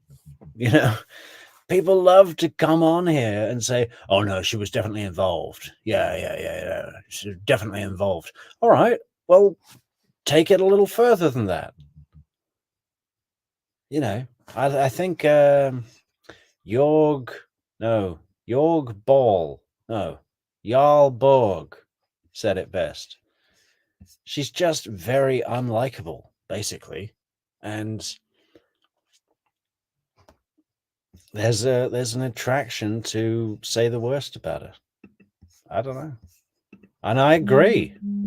He wanted me to go During, with him. when you say this week, are you saying Like this Monday this was the 13th?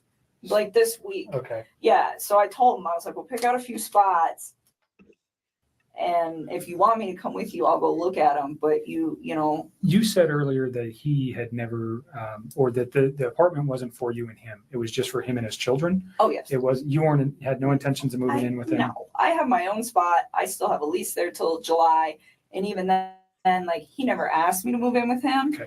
And I never tried to move in with him. I mean, I told him, I really tried to take everything with this whole situation very slow. The only part that I screwed up on was the fact that he wasn't completely separated from her when him and I decided to spend time with each other.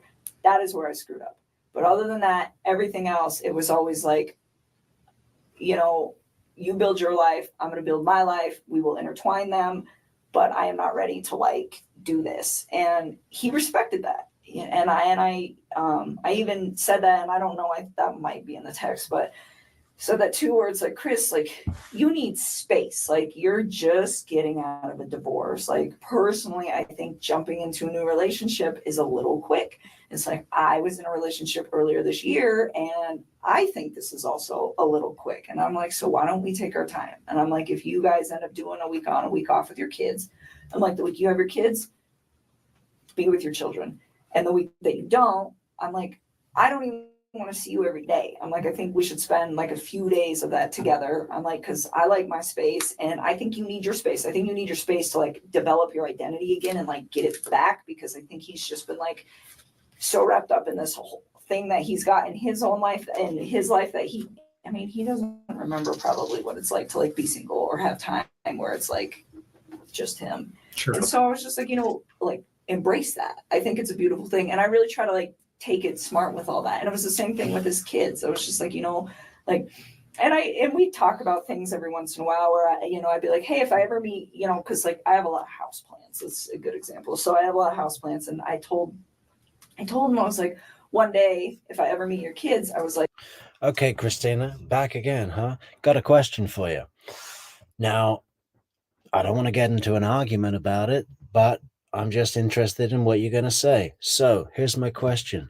If we're going to assume that Nichol Kessinger was, and please, if I misquote you, if I get something you wrong and you say, oh, that's not what I said, fine, correct me. It's all open.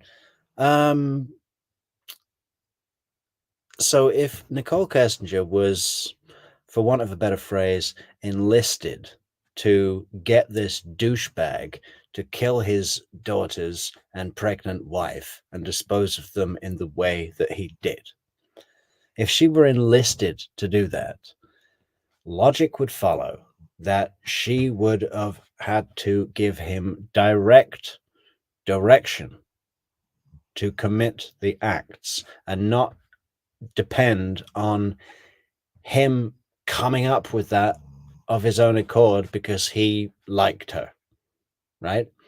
So my question is, what was that direct direction that she gave? Because that would be some fucking coincidence, wouldn't it? If she were enlisted for him to kill them and kind of just left it up to chance by being someone attractive to Chris, attractive enough to kill his wife and kids. So the options could be subliminal mind control or a direct request. I would like you to go and kill your wife and daughters, and if you do it, this is what you get. Or very, very... What else could it be? I mean, it's got to be one of those. Subliminal mind control or direct request. So what's your position on that, Christina? like, I'm going to show these girls how to like paint pottery and plants. I was like, I think they would love to see something grow that they built. I think it would be really, really cute. And like little stuff like that, but it wasn't very frequent. It wasn't, hey, we should get married, and hey, we should have babies, and hey, I want to live with you, and hey, I need to meet your children now, and let's cut the mom out. It was never like that. And there was never any conversation about, but we can't do this with her around. We can't do this with the kids around. No. He never said that. You never said that. No. So the way you guys were trying to make this work was just, slowly trying to come together because of his current situation, and you, by your own account, Mine. you're just a independent person. It sounds like, pretty much. Yeah, Tracy L. Tracy says Chris was seriously in debt. Plus, if he would have divorced Shanann, there would be child support. Well, yeah, I think if someone handed Chris a contract and said, there you go, buddy, you're out the marriage, you don't have to even see your kids, and this agreement here that you've signed and dated says that you will not have to pay 1 cent in alimony or child support, and you're just free to go. He'd have taken the deal and not murdered them. I just think that it came down to, if he divorces, He knew Shanann would take him to the cleaners, hose him financially. He'd have her in his life in one way or another for the next 20 years at least, paying for all her purple furniture. And he couldn't cope with that.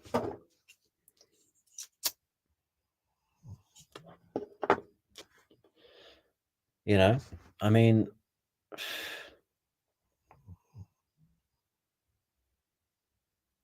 I think if he'd have had an out that meant he didn't have to pay or see Shanann and he could just walk away, start fresh with Nichol, he'd do it and not kill them.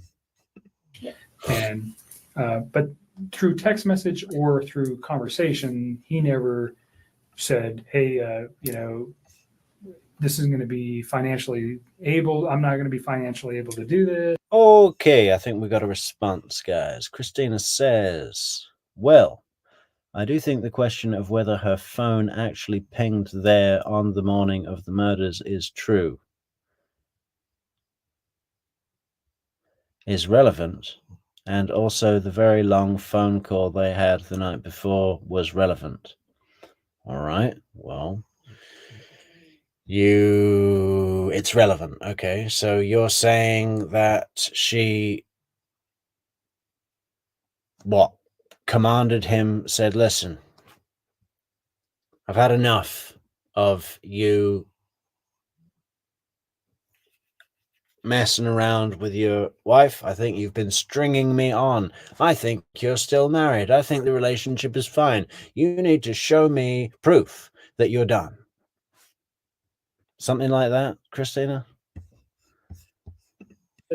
Or this isn't a good thing. I got these kids.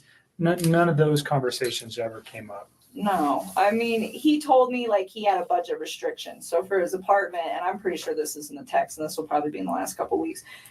He told me $1,100 to $1,400 when I was asking him, like, because I told him I'd help him do homework. I was like, you do some homework, I'll do some homework. We'll knock this out because if you guys are for real putting the house up, you got to figure it out. And so that was his budget. And I remember asking him, I was like, you sure you don't want to just get like a house? He's like, I never thought about a house. I'm like, yeah, you can rent houses, man. Like, it's a thing. And he's just like, I don't know if I can afford that. I was like, okay. And I knew that those two had been through some financial trouble. I definitely found out a lot more about that situation in the newspaper recently. Okay, so prior to the newspaper, how did you know he was in financial difficulty? Because And you never answered me, Christina, if you've heard of Teal Swan. When I went to that house, everything in there is very, very, very, very nice. It looks like it all comes with a very expensive price tag.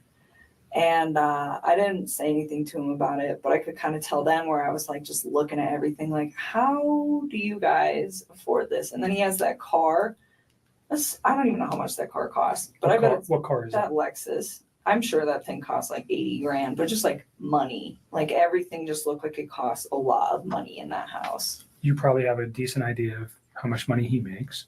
Yeah, and it's not enough money to pay for all that, not even close. Did you have any idea of what Shanann did for a living or how much money she might have made? I mean, I had an idea. I would consider her like a sales rep. I don't know how else to describe that.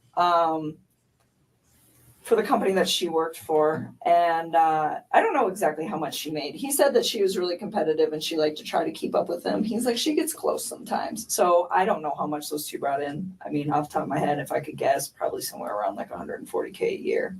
I mean, I don't know because I don't know exactly how much he makes and I don't know exactly how much she makes, but based just off of like what I know about the oil field, like, yeah, I would say that's probably an accurate estimate. So even if they're making, let's just use the figure $100,000, they're living above their means or below their means? Oh my God, like way too much.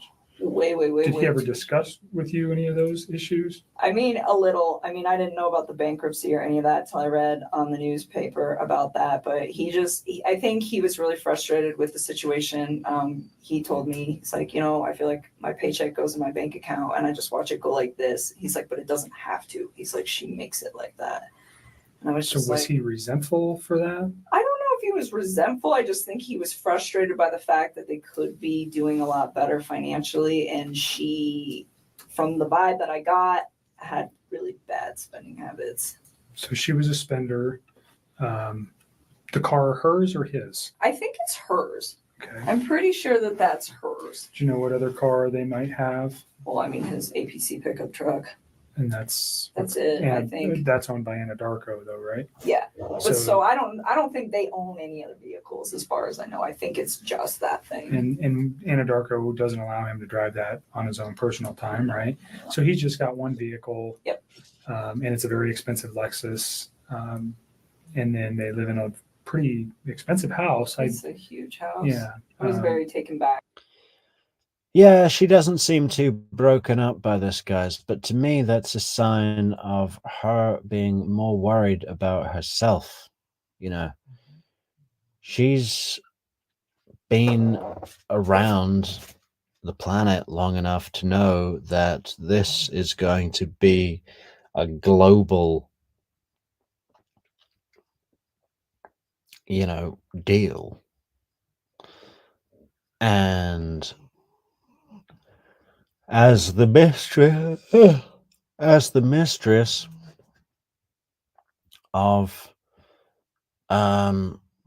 you know, the guy who annihilated his family, she's going to be hated.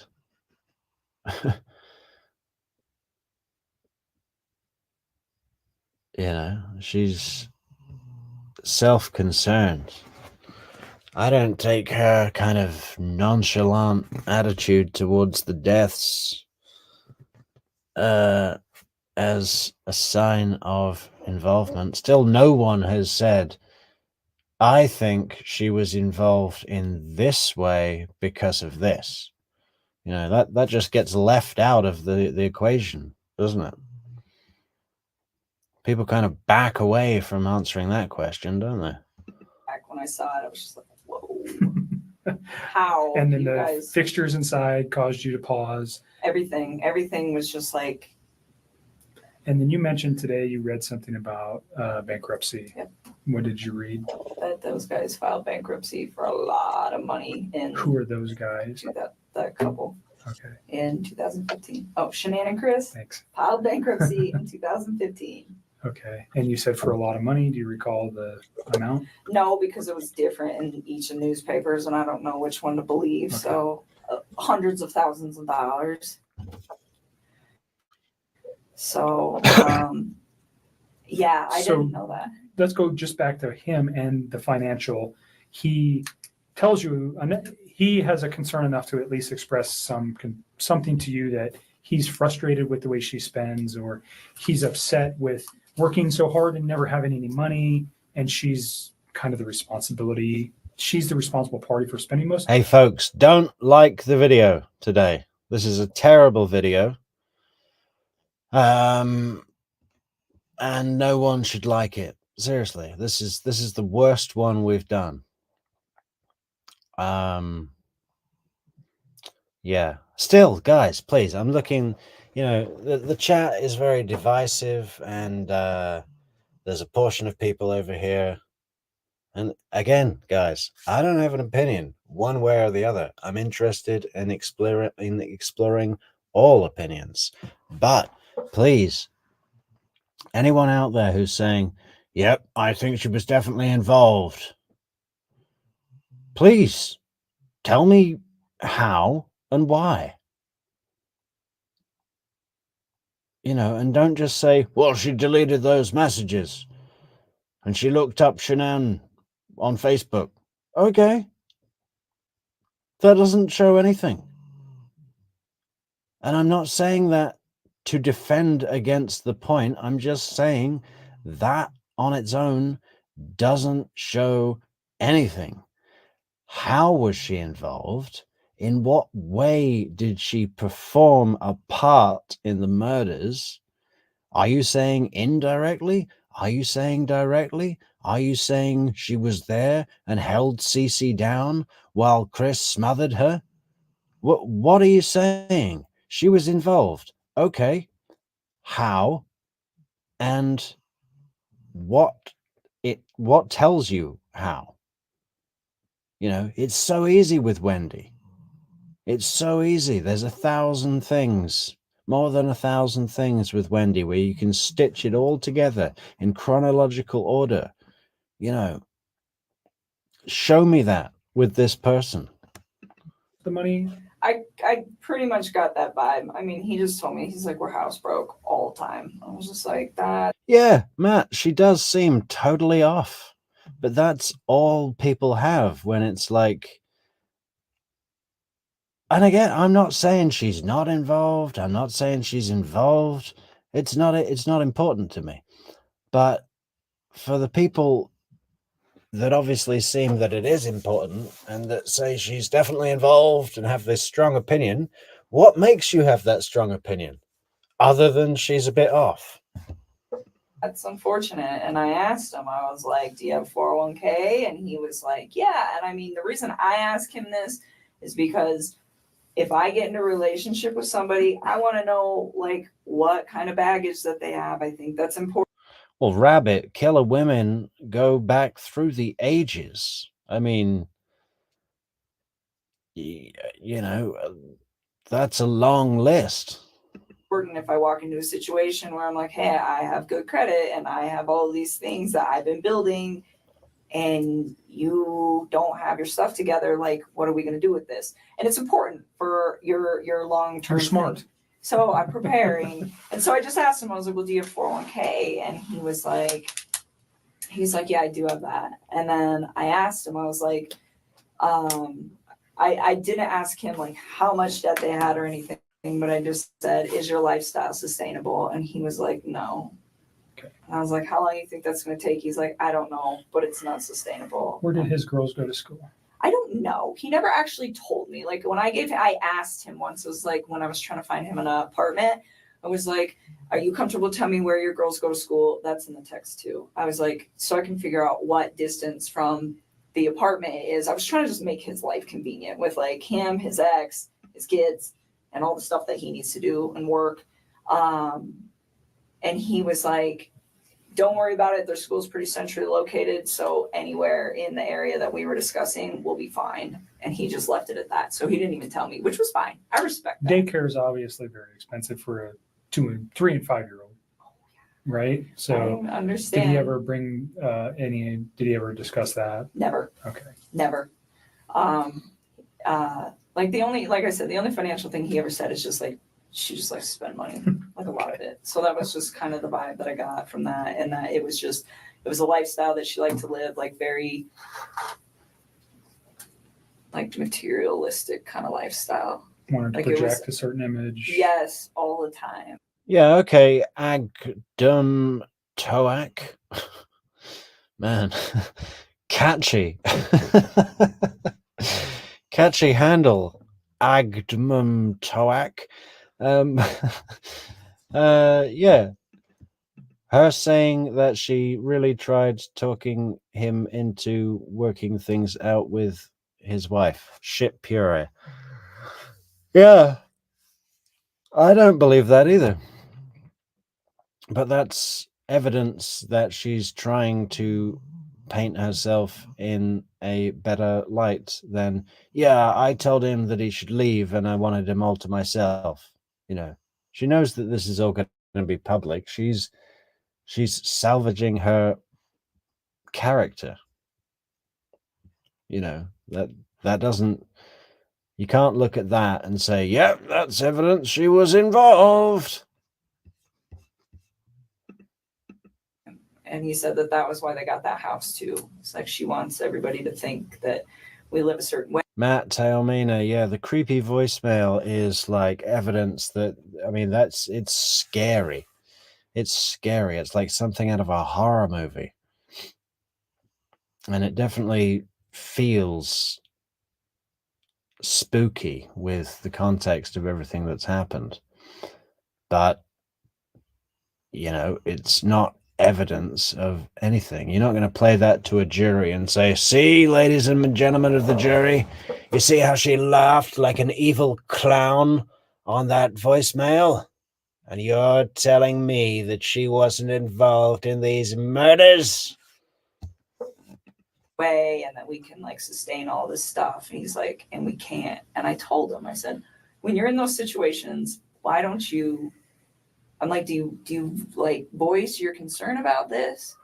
And he told me, he's like, when I try to talk to her, he's like, she's really bossy and she usually shuts me out. And he's like, when she does that, he's like, I just let it go. And I'm just like, all right. I mean, I don't try to like interfere with how those two interact.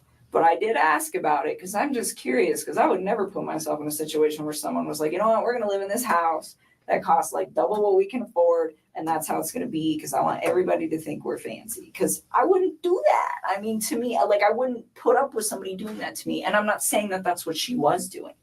I mean, for all I know, he could have been completely lying about this. He could be the one spending all the money. Sure. You know, This is just what he told you. exactly. So, I mean, that's as far as I can interpret it. So I can't be like, well, oh, she needs to do this and she needs to do that. But he you know, he voiced his concern where it's just like, financially, I'm in a very bad spot that I don't need to be in, but I'm stuck in. And that was kind of where he was at. So, but I mean, he was never like mean when he talked about her. He was never hostile, like nothing like that. He just, I mean, very calmly, like, this is the situation. And I think the only reason that he even provided me with that information is because I asked. Okay. You said something about, Hi, Leah. Thanks for taking the time to write that. And sorry if I missed your message earlier. There's a lot that go by, you know, it's a lot to take in. So let's have a look. Leah says, number 1, she stalked the family. 2, she worked on him and got him so horny for her. And once she showed him. All right. Well, but nothing in your list, Leah, says this is how she was involved, and this is what shows us how she was involved. She stalked Shanann. Well, how do you go from that to her being involved in the murder? Do you really think that would be enough to convict her? That she looked her up on Facebook and a jury of 12 of her peers are going to say, yeah, death penalty, definitely death penalty. She worked on him and got him so horny for her. Jury of 12 peers are going to be like, well, yeah, that is beyond reasonable doubt that she was involved in the murder. I mean, you see what I'm saying? No one has written anything that can demonstrate this other than they have a bad feeling about her. And that wouldn't be enough in a courtroom, would it? So I'm still interested, guys. I'm still waiting to read that one special message where someone has got like something to go on here.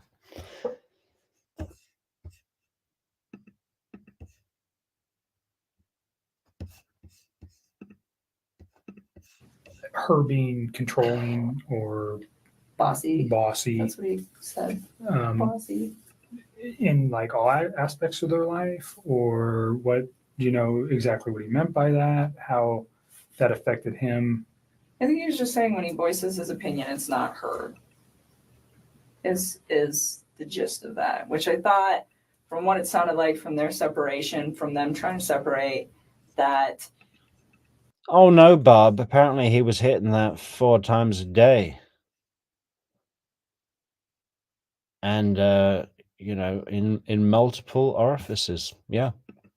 that was a big deal for him, where he was saying that the reason that they don't really get along anymore is because he feels like he's not heard. He says that he comes home from work and he tries to talk to her. Yeah, Leah, again, which lies? You know, she's lied about some, well, she appears to have been creative with the truth on a few things. But, you know,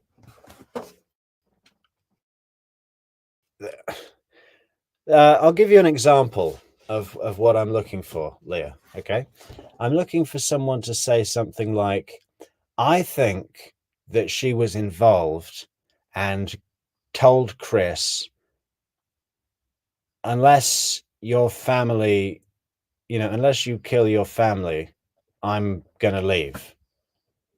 That would be an example of being involved, and then I'd be looking for something to support that, like if there was a text message where that could be shown, or I think that she was involved with the cleanup of the bodies because we saw her fingerprints on the oil tank. This is the kind of thing I'm looking for, not like she lied about uh, telling him to get back with his wife. That doesn't show anything. I'm not looking for, oh, she deleted the messages, because that doesn't show anything, you know. And it doesn't look like anyone's going to come up with something. And she'll just be like, 1 minute, I'm on the phone. Or she'll like scroll through social media and she like doesn't. If we did the same thing with Wendy Adelson, it'd be real easy, guys. We'd go, yeah, I think Wendy was involved because she seemed to make a specific effort to point the finger at Jeff. She inquired with him about his trip to Tennessee. She ordered him to have no contact with her the week of Danny's murder. And she went to speak with Jane in the park and told him about his jealous rage in Gainesville. The list goes on and on and on with Wendy. Stuff that show her direct involvement, knowledge, and desire for the crime to be done. Yeah? I could spend an hour going over the points that she has in her interrogation and on the stand. I can't find anything with Nichol Kessinger. I'm not saying it doesn't exist. I'm inviting us all to find it, because just when people say, "Oh, I think she was definitely involved," it just seems a bit vacuous. It doesn't go anywhere. Acknowledge him. And he said that he'd addressed it with her a few times and they're calm. He said they don't really like fight, like they don't scream and yell. And he said he'd addressed it with her a few times and he said it just fell on deaf ears. He's like, she just seems like she's not interested anymore. And I think it made him sad because, he was. Yeah, this phone pinging near the house at the time the car was there. So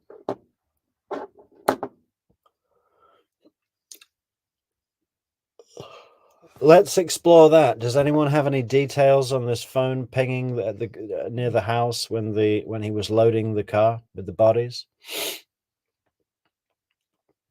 What can we assume by that? Let's say her phone was pinging off the tower near the house. Well, how far was her place from the tower?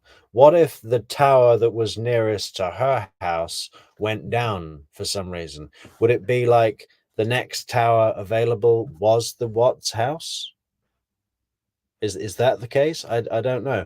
Or was her car near that tower? What is the radius that tower covers? Where does she say she was that night? If she were near the house, why would she be near the house? Could she have been driving home from somewhere and wanted to see if Shanann was back with the kids? Does anyone have any information on that? Because I'm pretty limited on what I know. I have heard that the phone pinged near his house or at the same tower, but that's about all I know. It's like all about his kids, and he seemed like he was trying to be all about her, but it just wasn't reciprocated. And I think at that point he was just like, I don't they just kind of like fell apart. Okay. Just kind of drifted apart. Was that But your, it was, was that your words or his? Hey, Leah, I'm sorry. Did I whiz past the rest again? What rest? Let me see. There's your one about the lies. Oh, it's way better in bed with a slut than a caring, loving, pregnant woman who will carry his baby boy. Well, it's different horses for different courses. But I certainly think that Chris was getting his lustful urges dealt with a lot better with Nichol. I mean, that seems to be the main draw, right?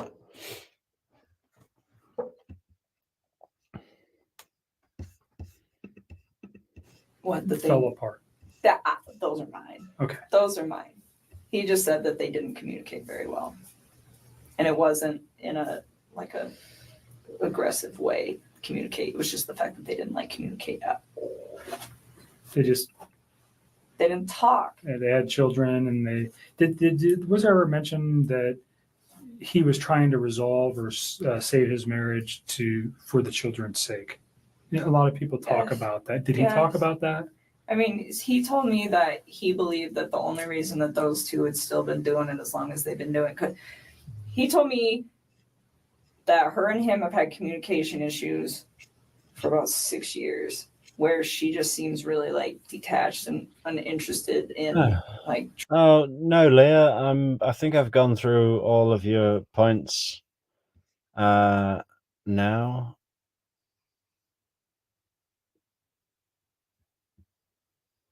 I think I covered all your comments, and I appreciate your comments.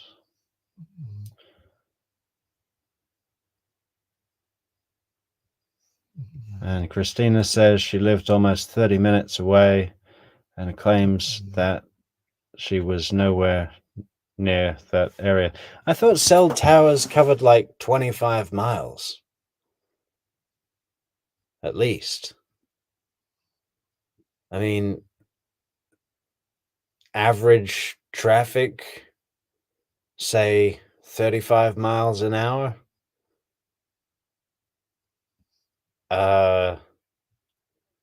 30 minutes away would be within the radius of a 25-mile coverage cell tower.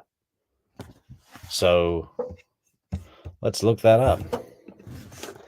How far do cell towers cover?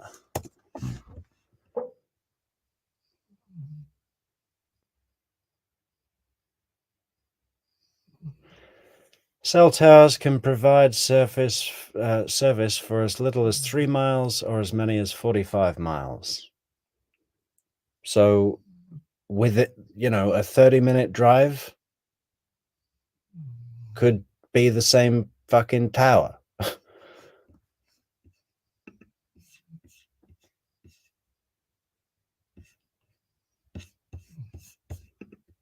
trying to build something with him. And he said, and I said, 6 years is a really long time for you guys to not fix that, considering they were married for 8? I mean, that's the majority of their marriage. And he said, sometimes I think we just do it for the kids or something like that. I mean, it's been a long time since I've Sure. seen these conversations, so I don't know verbatim, that's- but it was We're trying pretty to much just get you to remember some things. yeah, but he said it wasn't just him though. He was I think she does that too. Okay. I mean, and it was this equal part where they are. Yeah, Agdam Toak, she was very hesitant to hand over the phone to police. All right, well, so would I. Phones are really personal. Yeah, it doesn't. Even if we collect all of these little things that mean nothing on their own and put them all in a big bag that's called the bag of guilt, I don't think it's enough on the scale of justice.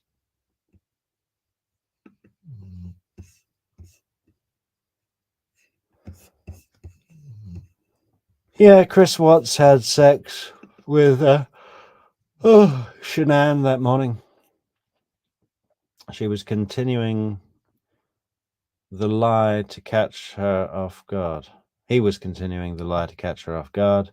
Just another lie, or it wasn't his kink and the last thing he needed to act. No, I think he took the shag happily. Just kind of like going through the motions, I think. Mm-hmm. And so, like, when he told me that she was cool with like the 50% everything and just like breaking it off and being really civil about it, it kind of made sense to me, because I was like, the way he made this sound, it wasn't, oh, she's this horrible person, or oh, I'm this horrible person. It was, her and I have drifted so far apart that it's kind of a mutual agreement that this is not going to work. So in those 6 years, though, they had 2 children. Yep. And you said earlier you did not know she was pregnant until reading the newspaper. Yep. So that never came up in any conversation. There was no indications that was going on.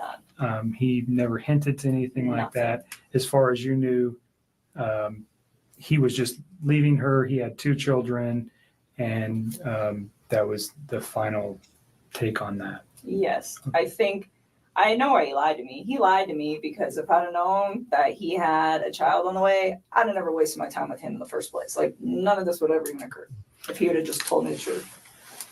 So do you think if he found out that you, if, let's say this week you guys were to go look at some apartments, and this is hypothetical, but you've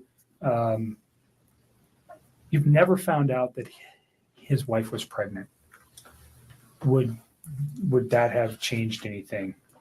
Like you just said, if I knew his wife was pregnant, I wouldn't be in this picture. So if his wife was not pregnant, and forgive me, but if he takes her out of the picture, you're never going to know that she was pregnant, right?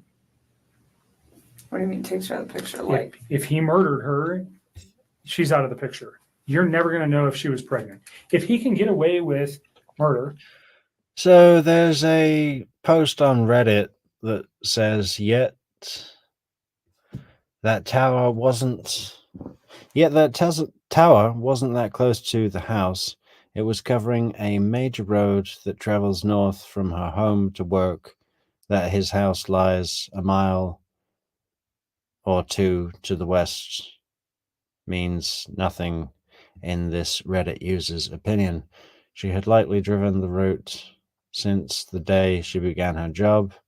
Chris Watts would have left work a good 45 minutes earlier. I mean, yeah.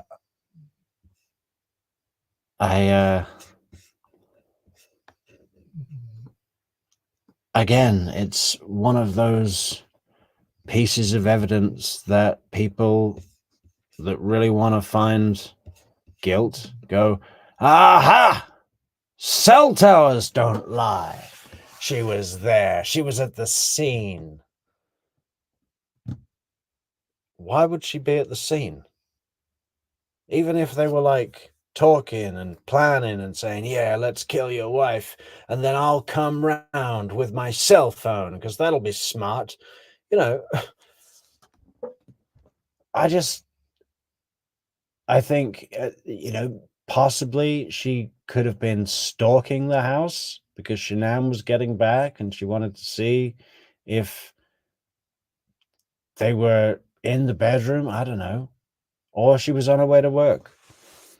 Again, if you want to pick it up and say it's proof of her involvement, you can.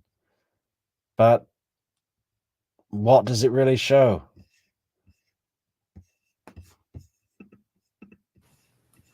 You're not going to, I got divorced from my wife. You say, do you understand what I'm saying here? If she's gone, but this, Don't lead, hypothetically, please. Yeah. Don't lead on. hypothetically, if she, Okay. This is Pop is really earning his Papa dollars now, isn't he? Don't lead. This is my daughter, damn it. This is my daughter, don't lead. What is the question? Forgive me, but if he takes her out of the pregnancy, would find out that his wife was pregnant. Guys were, if let's say this week you guys were to go look at some apartments, and this is hypothetical, but you've never found out that his wife was pregnant. Would that have changed anything? Like you just said, if I knew his wife was pregnant, I wouldn't be in this picture. So if his wife was not pregnant, and forgive me, but if he takes her out of the picture, you're never going to know that she was pregnant, right? What do you mean takes her out of the picture? Like, If he murdered her, she's out of the picture. You're never going to know if she was pregnant. If he can get away with murder, you're not going to. I got divorced from my wife. You say, do you understand what I'm saying here? If she's gone, but this, Don't lead, hypothetically, please. Yeah. Don't lead on. hypothetically, if she, Okay. you understand where I'm going. If Right, you but you're- didn't know, You're leading into Right. questions that are nothing with your, if you didn't know though wait, Nick, that she was there, did you hear what I said? I'm following you. I just want her to answer a question that relates to, she said something that's important, that if he didn't have a child on the way, or if she didn't know that, she would. See, this is pretty far out, huh? Nichol Kessinger's dad was acting like the detective's boss. Did you hear what I said?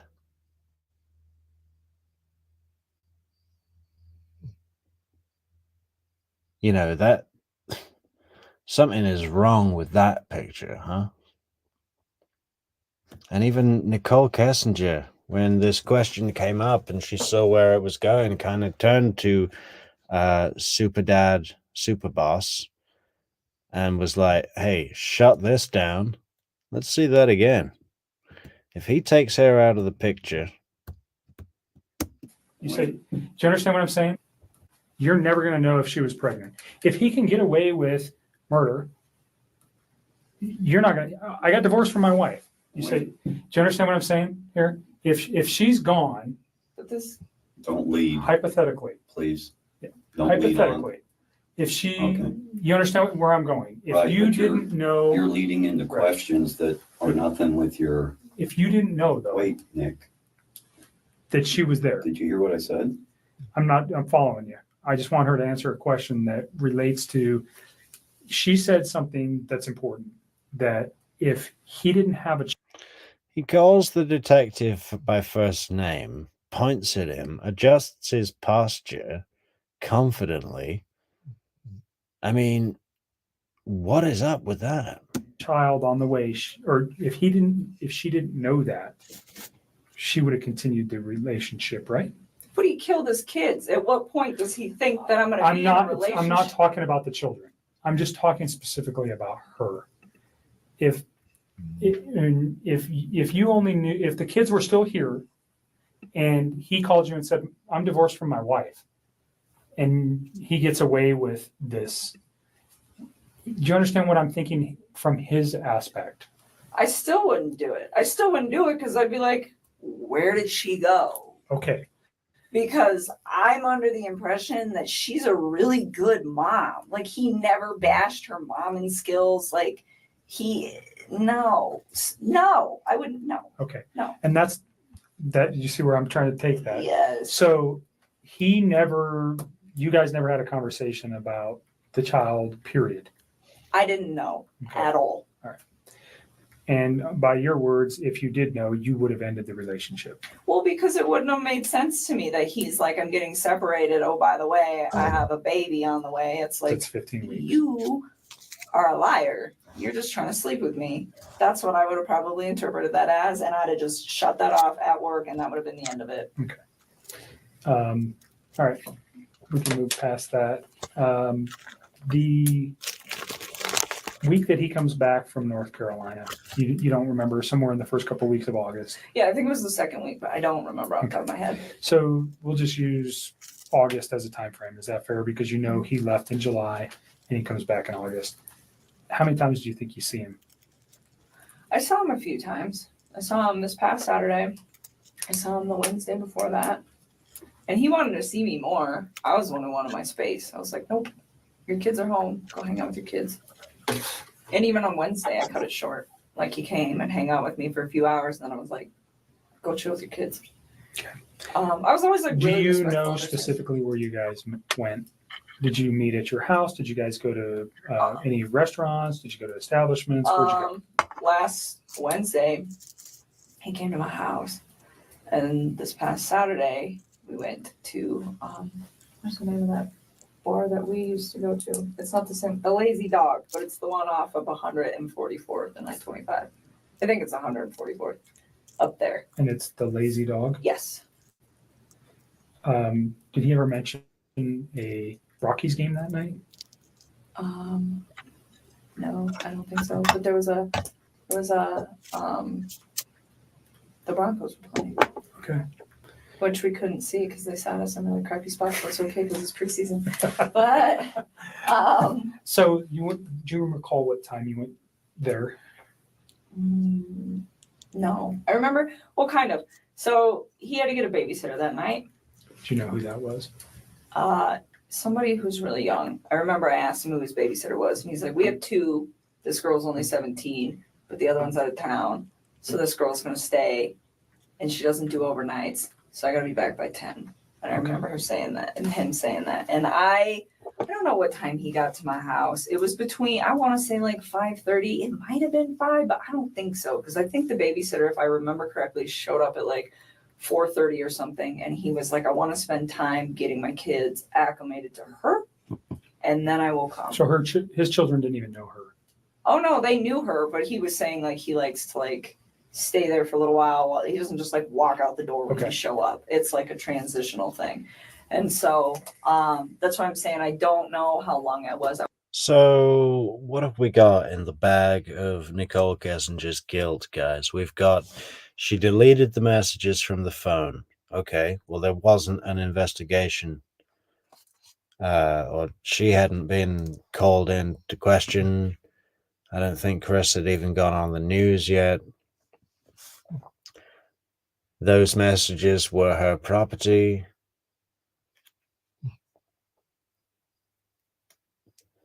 And it would fit with me that if she'd had enough of his bullshit, that she just wanted to delete their history, their messages. I've done that several times, you know. What else is there? Oh, she's weird. Okay, well, that's not evidence of her involvement.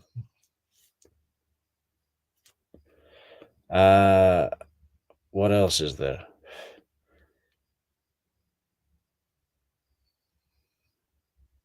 Yeah, we're not doing too well on the collection of direct evidence of her being involved. A lot of people in the chat are like, oh no, I think she was definitely involved. And we're asking them, we're saying, well, in what capacity? Did she plan the killings? Did she attend and assist in the killings? Did she help with the cleanup? Did she indirectly contribute to the murders by saying, hey, wouldn't it be great if someone killed your wife? I want to say like 5:30. And then We've got nothing so far, guys. And even though I keep asking and asking and asking for somebody to come forward and say, I think she was involved in this way by this action, and this is what tells me that. No one has been able to do that. he had to be back by 10, so he left. Doesn't that speak to something? That nobody in the chat can say those things. And now people are going to go, yeah, but she looked up Shanann. She looked up Shanann on Facebook. Well, that's not an evidence of her involvement in a triple homicide. at like 9 something to be back by 10. So he probably picks like- you up. What was he driving? No, he didn't pick me up. He came to my house. We drove my truck. Okay. So he gets to your house. You know what he was driving to get to your house? Off the top of my head, I don't remember. I'm pretty sure he usually drives that Lexus, but he doesn't always park it in my complex because the parking, there's not good spaces. So where you guys pick me up at, a lot of times he'll just park out there because there's room. Okay. So that kind of works so that because there's just not a lot of room in my apartment complex. But off the top of my head, I don't know what he was driving. What kind of truck do you drive? I drive a Toyota 4Runner. Okay.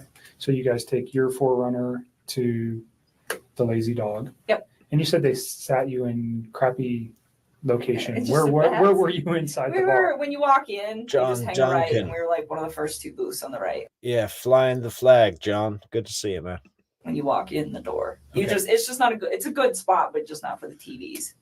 And we actually went to the other Lazy Dog. We went to the one that you and me go to. Where's that at? Federal and 100 and 20th. it's 120th and Federal, and we went there, and they have a different menu, and I was like, I don't want to eat this food, so we should go to the other one. So initially you go to the 120th Yes. location. Did you And- actually get seated? Kind of, sort of. They were like cleaning off a table, and we were standing there, just kind of looking at the beer menu and the food menu, and I was like, I don't want this, and so we 6 left. o'clock? Probably somewhere around there. Hey, should we check out the Lazy Dog in, what is it, Denver?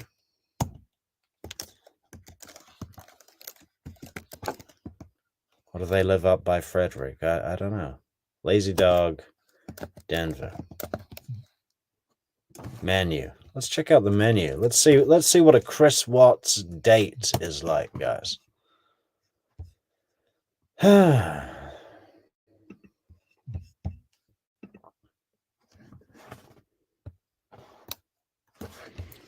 Okay, what the hell is that?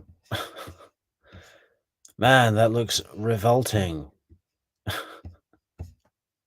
Look at that cake. I mean, come on. If you just tipped out a whole bag of sugar onto that plate, there would still be more sugar in that cake. That's not a cake. Hey, look at this. Doesn't that look rustic?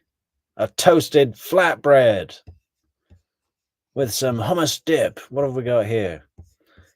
Queso dip, jack, cheddar, queso blanco, pimento, hatch chilies, cilantro, black beans, hand-cut tortillas, firecracker shrimp. I want to see some pictures, guys.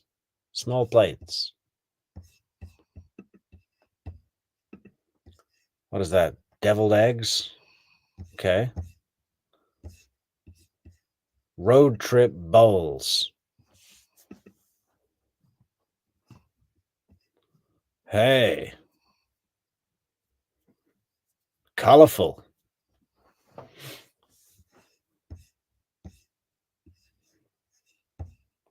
What kind of burgers do they have? Is it a big enough menu? Look at the size of this menu. Jesus. What did we just click? Burgers. We want to see the burgers.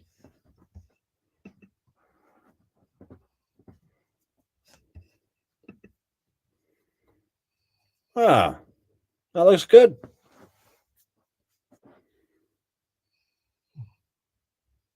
Yeah, all right. That should be in the Burger Museum. How about the fish? What kind of fish?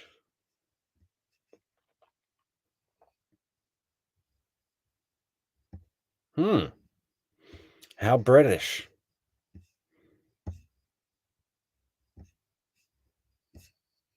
Well, that doesn't look too bad. Beer club. What about the beer club? Oh my God, look at these. Craft ales. Imported lager.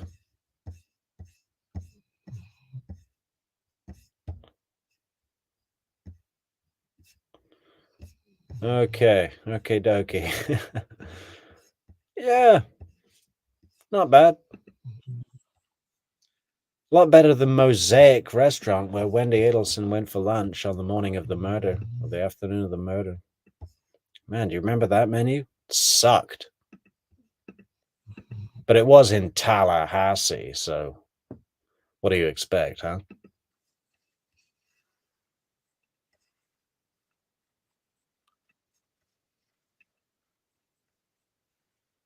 We want to be able to verify that, Uh-huh. so that's why it's important. Uh-huh. And you're there for how long? I don't know. Probably we didn't stay for dessert. So I don't know. How long's the restaurant take? Like an hour and a half? You know, I've never been to the Lazy Dog. I don't know, probably about an hour and a half. And then we went back to my house for a little bit, hung out at my house for a little while, and then he had to leave, and then he left. Do you recall what time he left? What Leah says, why is her face and neck so red? Oh, that's probably those are called murder marks, Leah. Definitely evidence. I'm just kidding. I'm just playing with you, Leah. You know we love you. I was out of my head. No. I remember he was like gonna be late to be back at 10. I think there's a text message where he starts texting me when he's home at his house. Okay. So you can probably figure that out. And I remember I texted him back and I was like, damn, that was quick. Or wow, that was really quick. He's like, yeah, I even had time to stop at the ATM or stop at the gas station, stop somewhere to get money to pay the babysitter. Okay. And I was just like thinking like, well, that was really fast. But I think he was still like a little late coming back, but nothing too drastic. So he probably left my house like somewhere around 9:30-ish. All right. And you know, you go straight home. He texts you. Well, I was already home. Right. No, he texts you. He goes straight home from your house and he texts you that he's home. Mhm. So that should be in your text message. It should be. I'm pretty positive that was not a phone call. I'm almost positive that was a text. Sometimes I get them flip-flop or I don't remember, but That's okay. sometimes I know. I'm pretty sure that one was a text. Yeah, Bob likes his Frank Zappa, doesn't he?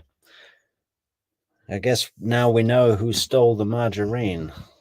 Saturday during your dinner, what kind of conversation did you guys have? I don't even remember. Oh,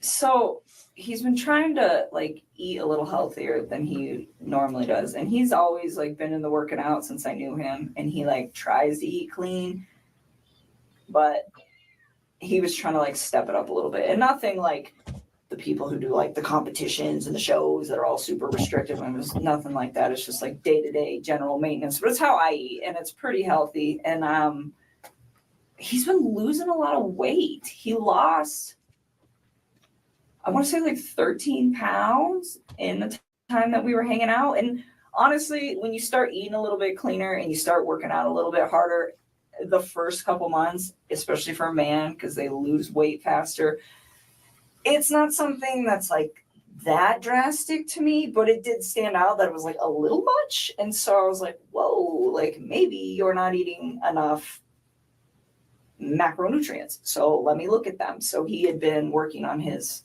MyFitnessPal app and like programming like all the stuff he eats. And I just started going through them and I was like trying to figure out like where his ratios were. And we actually spent a lot of time doing that because he'd asked me to do it for him. Because I just was at the point where I was like, if his weight loss slows down in a few weeks, he'll be fine.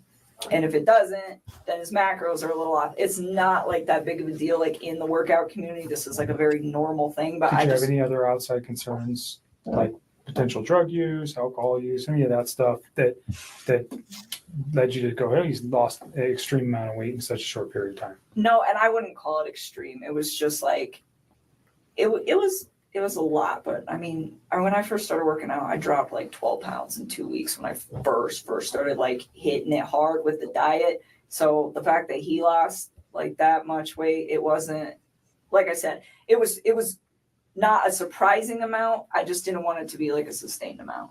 But no, I didn't think anything weird of it just because of like how interknitted I am with the like workout community. And I know like this is possible, but it just, the thing that concerned me about it, I guess, and it wasn't even concerned, but the thing that like kind of red lighted me like, hey, this might be carrying on is the fact that his macros were like pretty dialed in. Like I had wrote them and he like didn't stay exactly on them, but his calorie intake was about where it needed to be. My experience anyways for like what he was trying to achieve. And so I don't know, he didn't seem to have a problem with it. He liked where he was at with all of that. So that was your main conversation Saturday. That was like a big chunk while we were there, is like us actually going through, because I was like going through each item, like why are your ratios off? Do you I know was- where his kids or wife were that night? On Saturday? Yeah, his kid. Well, you know his kids are with the babysitter. Do you know where his wife is? She's in Arizona, Okay. How do you know that? because he told me. Okay. Do you know what she's doing there? I think she's on a business trip. He didn't even tell me right away. He actually told me, I think like on Saturday or something. It might have been like during a Friday phone- or something. I honestly don't remember. I just remember I was like really surprised where he's like, hey, like, I'm going to try to get a babysitter if you want to hang out or something like that. And I was like, why do you need a babysitter? Like, your wife's home. He's like, no, she's out of town. I was like, Okay. oh, okay. Is there much conversation regarding that, her on being on a trip, or the children on during those conversations? Not really. I just asked him what time she was coming home on Sunday, and he just said really late. Okay. And that was it. I mean, there's nothing really to talk about with that. Okay. So your conversations mainly health related. Mm-hmm. You guys return to your house and then he goes home, and then you talk to him for a few hours on Sunday. Did I? Are you asking me or are you I'm telling asking me? you. Oh, I was like, I don't even know. Someday, honestly, so wait a minute. That was Saturday. We're talking about Saturday. We're not talking about Sunday right now. Okay, so you're still on Saturday. Yes. You guys have a This- phone conversation when he gets home? That was the day that he got the babysitter and I went out to dinner, not Sunday. Okay. Okay, sorry. I just want to make sure That's you okay. got your Yep. days right.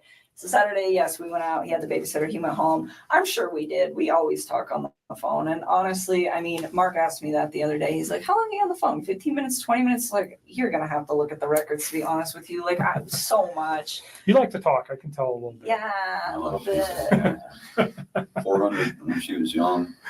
She'd crank out about 400 words a minute, gusts up to 600. A little thinking, yeah, man. You're a talker, so I'm letting you talk. Use the restroom. Let me show you where it's at. Can you So- get some water while you're out there with Sure. them, please? Thank you. Another bottle. Let's Yeah, at least one. move to Sunday. Sunday. Well, let me reverse something. Your conversation with the children, or about the children, was there ever talk about medical concerns with either of the children? Well, I know Cece is allergic to not peanuts, like pine nuts. Pine nuts. So she has a nut allergy. Yes. Did they take meds? Yeah, I know that she had like an EpiPen, but as far as I know, she didn't have any meds, but I never asked. Like, I was just told, like, she has. I don't get the attraction to Chris, and I don't get the attraction to Nicole. I mean, at all. I could not be in a room for 1 minute with this woman. You know, what do you want? You know, just the way she talks A pretty severe allergy. And Enough. and sits and moves, and this demeanor, this cool girl, earth girl vibe. Ugh, what a nightmare. To carry an EpiPen, that's pretty severe. yeah, while we're on this, so when he was in North Carolina, this is all like hearsay now because it's like, this is not a conversation. Like, he's telling me this stuff, but No, Albert, she knows the family are found dead and that Chris murdered them. This interview is from the August 16th.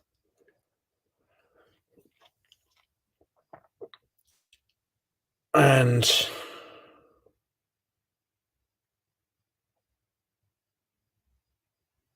well, actually, the murder was on the 13th.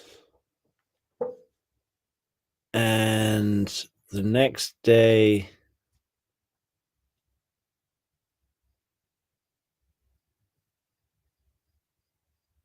no, it was the next day was the news interviews.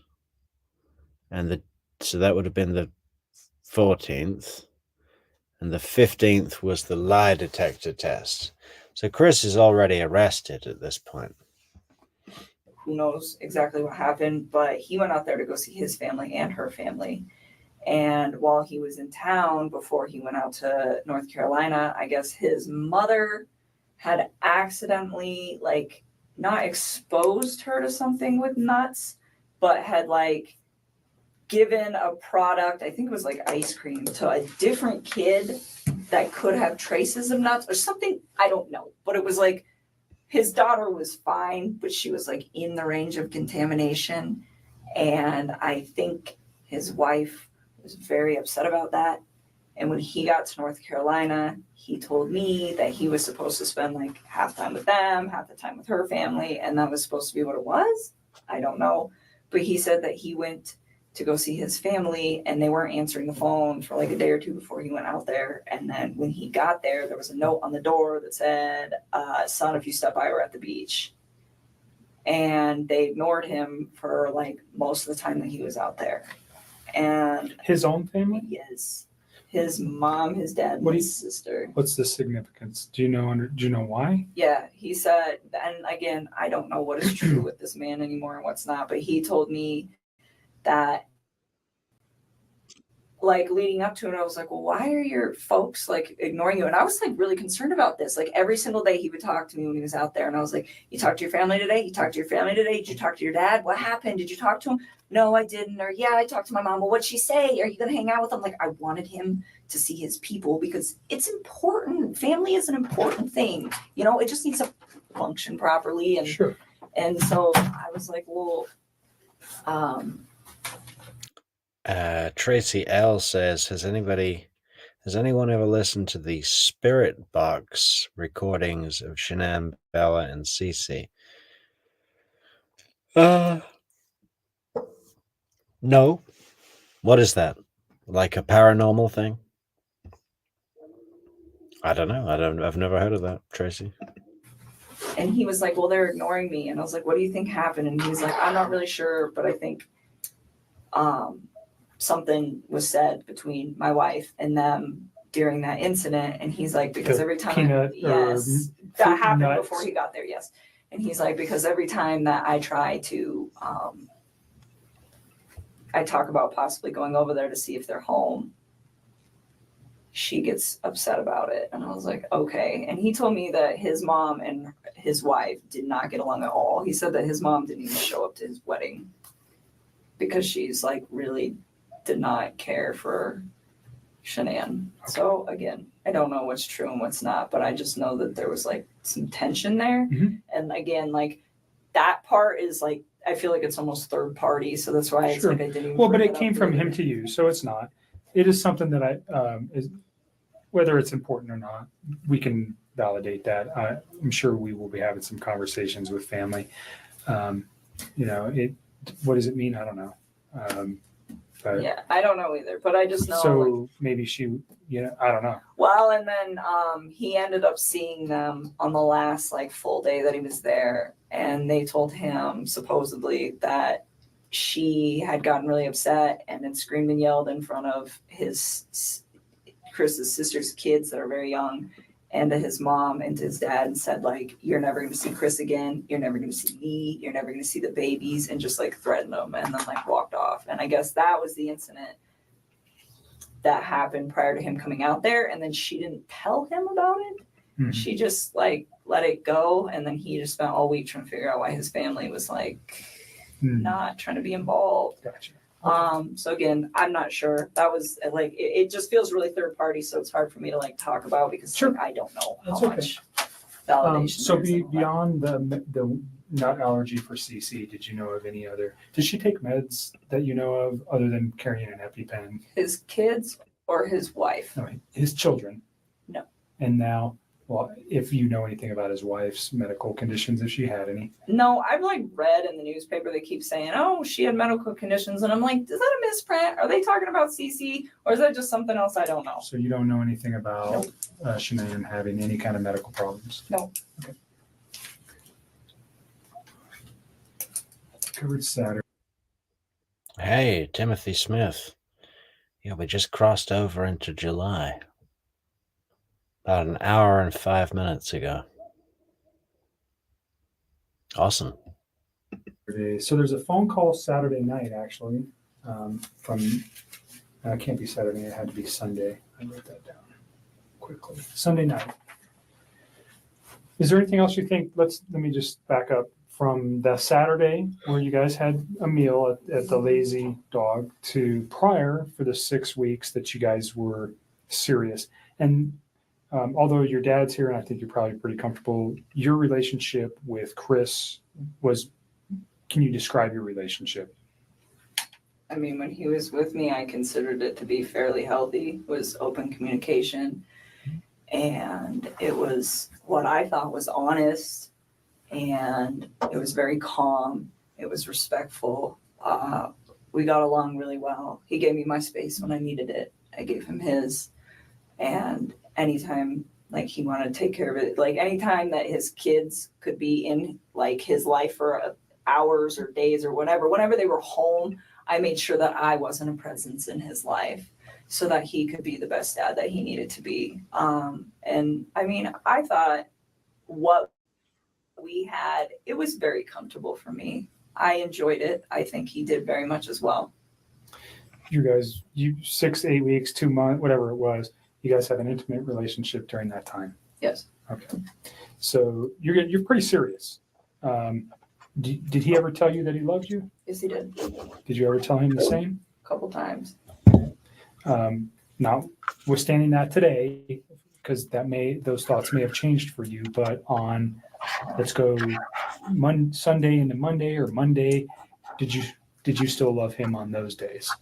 I think it was something where it was like I said it a few times and I meant it, but he definitely felt the urge to say it to me a lot more than I did to him because it was just all very new to me. And it was like, take your time with this. Like, you don't need to like rush that, you know? Like, I remember when he was in North Carolina and he was like trying to patch things up with his wife and he told me he loved me. And I was like, don't say that to me. Like, please go try to fit. And I mean, and that might even be in the text too, where it's like, don't say those words to me and then go try to make peace with your wife and lay in bed with another woman. Like, just don't do that. And I was like, it's not that I don't appreciate what you're saying to me.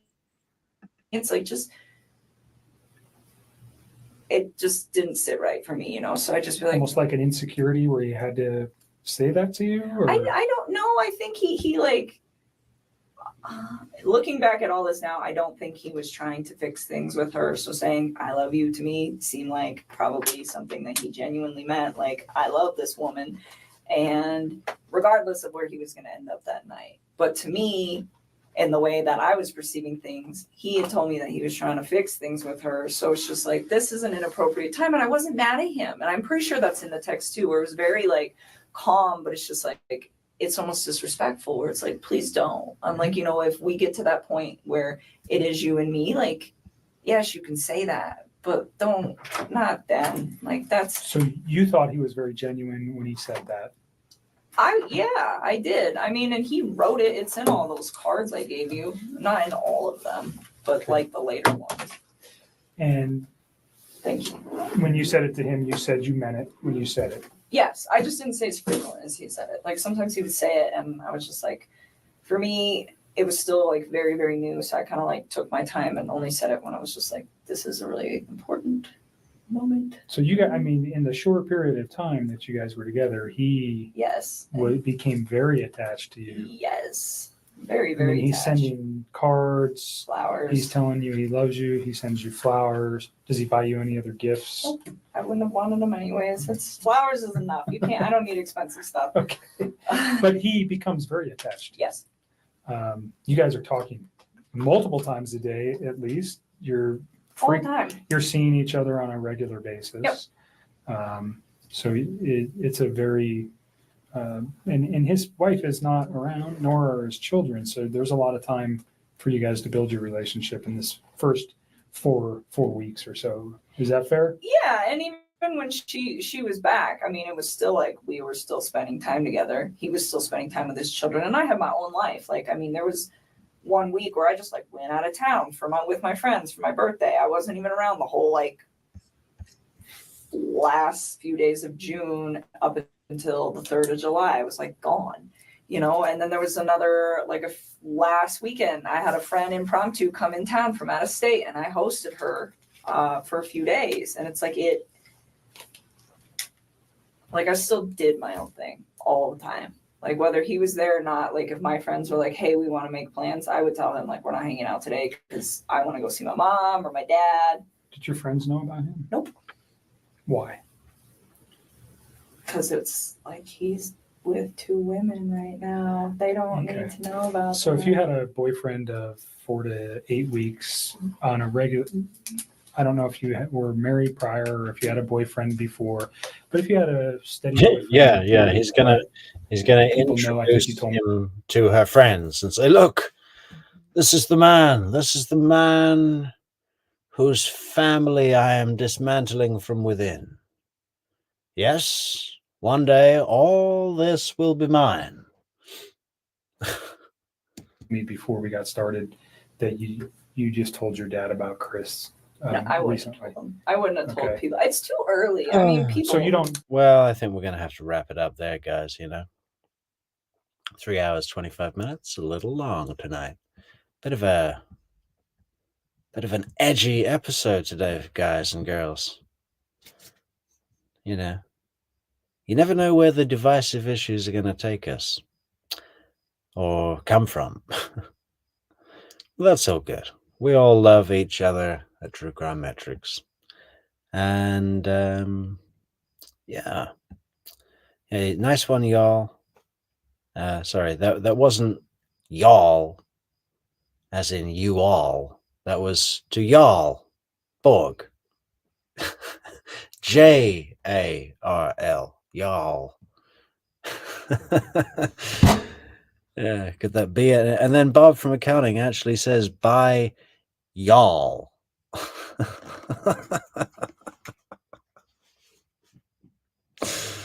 Oh, too much. You guys. Yeah. Yeah. So will we be back with more Nichol Kessinger tomorrow? Is there much more to say about it, guys? I don't know. Maybe we'll just skip it.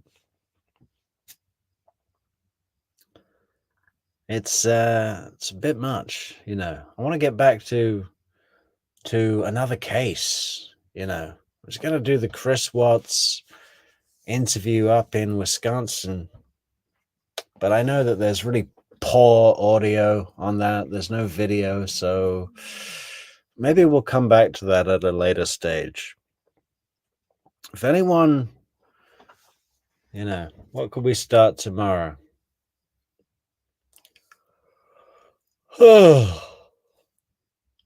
Why don't we start Ezra McCandless out of Wisconsin?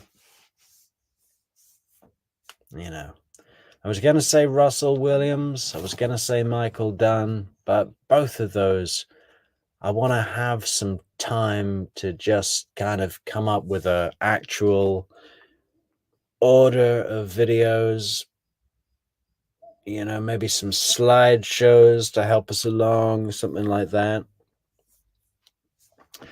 And we might have some time off soon, guys, where we can focus on the show and get those sock puppets lined up in the merch store and some t-shirts. I know you all are dying for some t-shirts. Yeah. So I think we'll switch cases tomorrow, guys. Maybe head on to Wisconsin for Ezra McCandless. It's a great case. Maybe a lot of you have never heard of it. There's going to be some gender issues. We'll look forward to exploring those with everybody. Yeah. What else can we say? Over and out. Be kind to each other. Don't be an Adelson or a Watts. And definitely don't be a Kessinger. Good night, guys. Bye.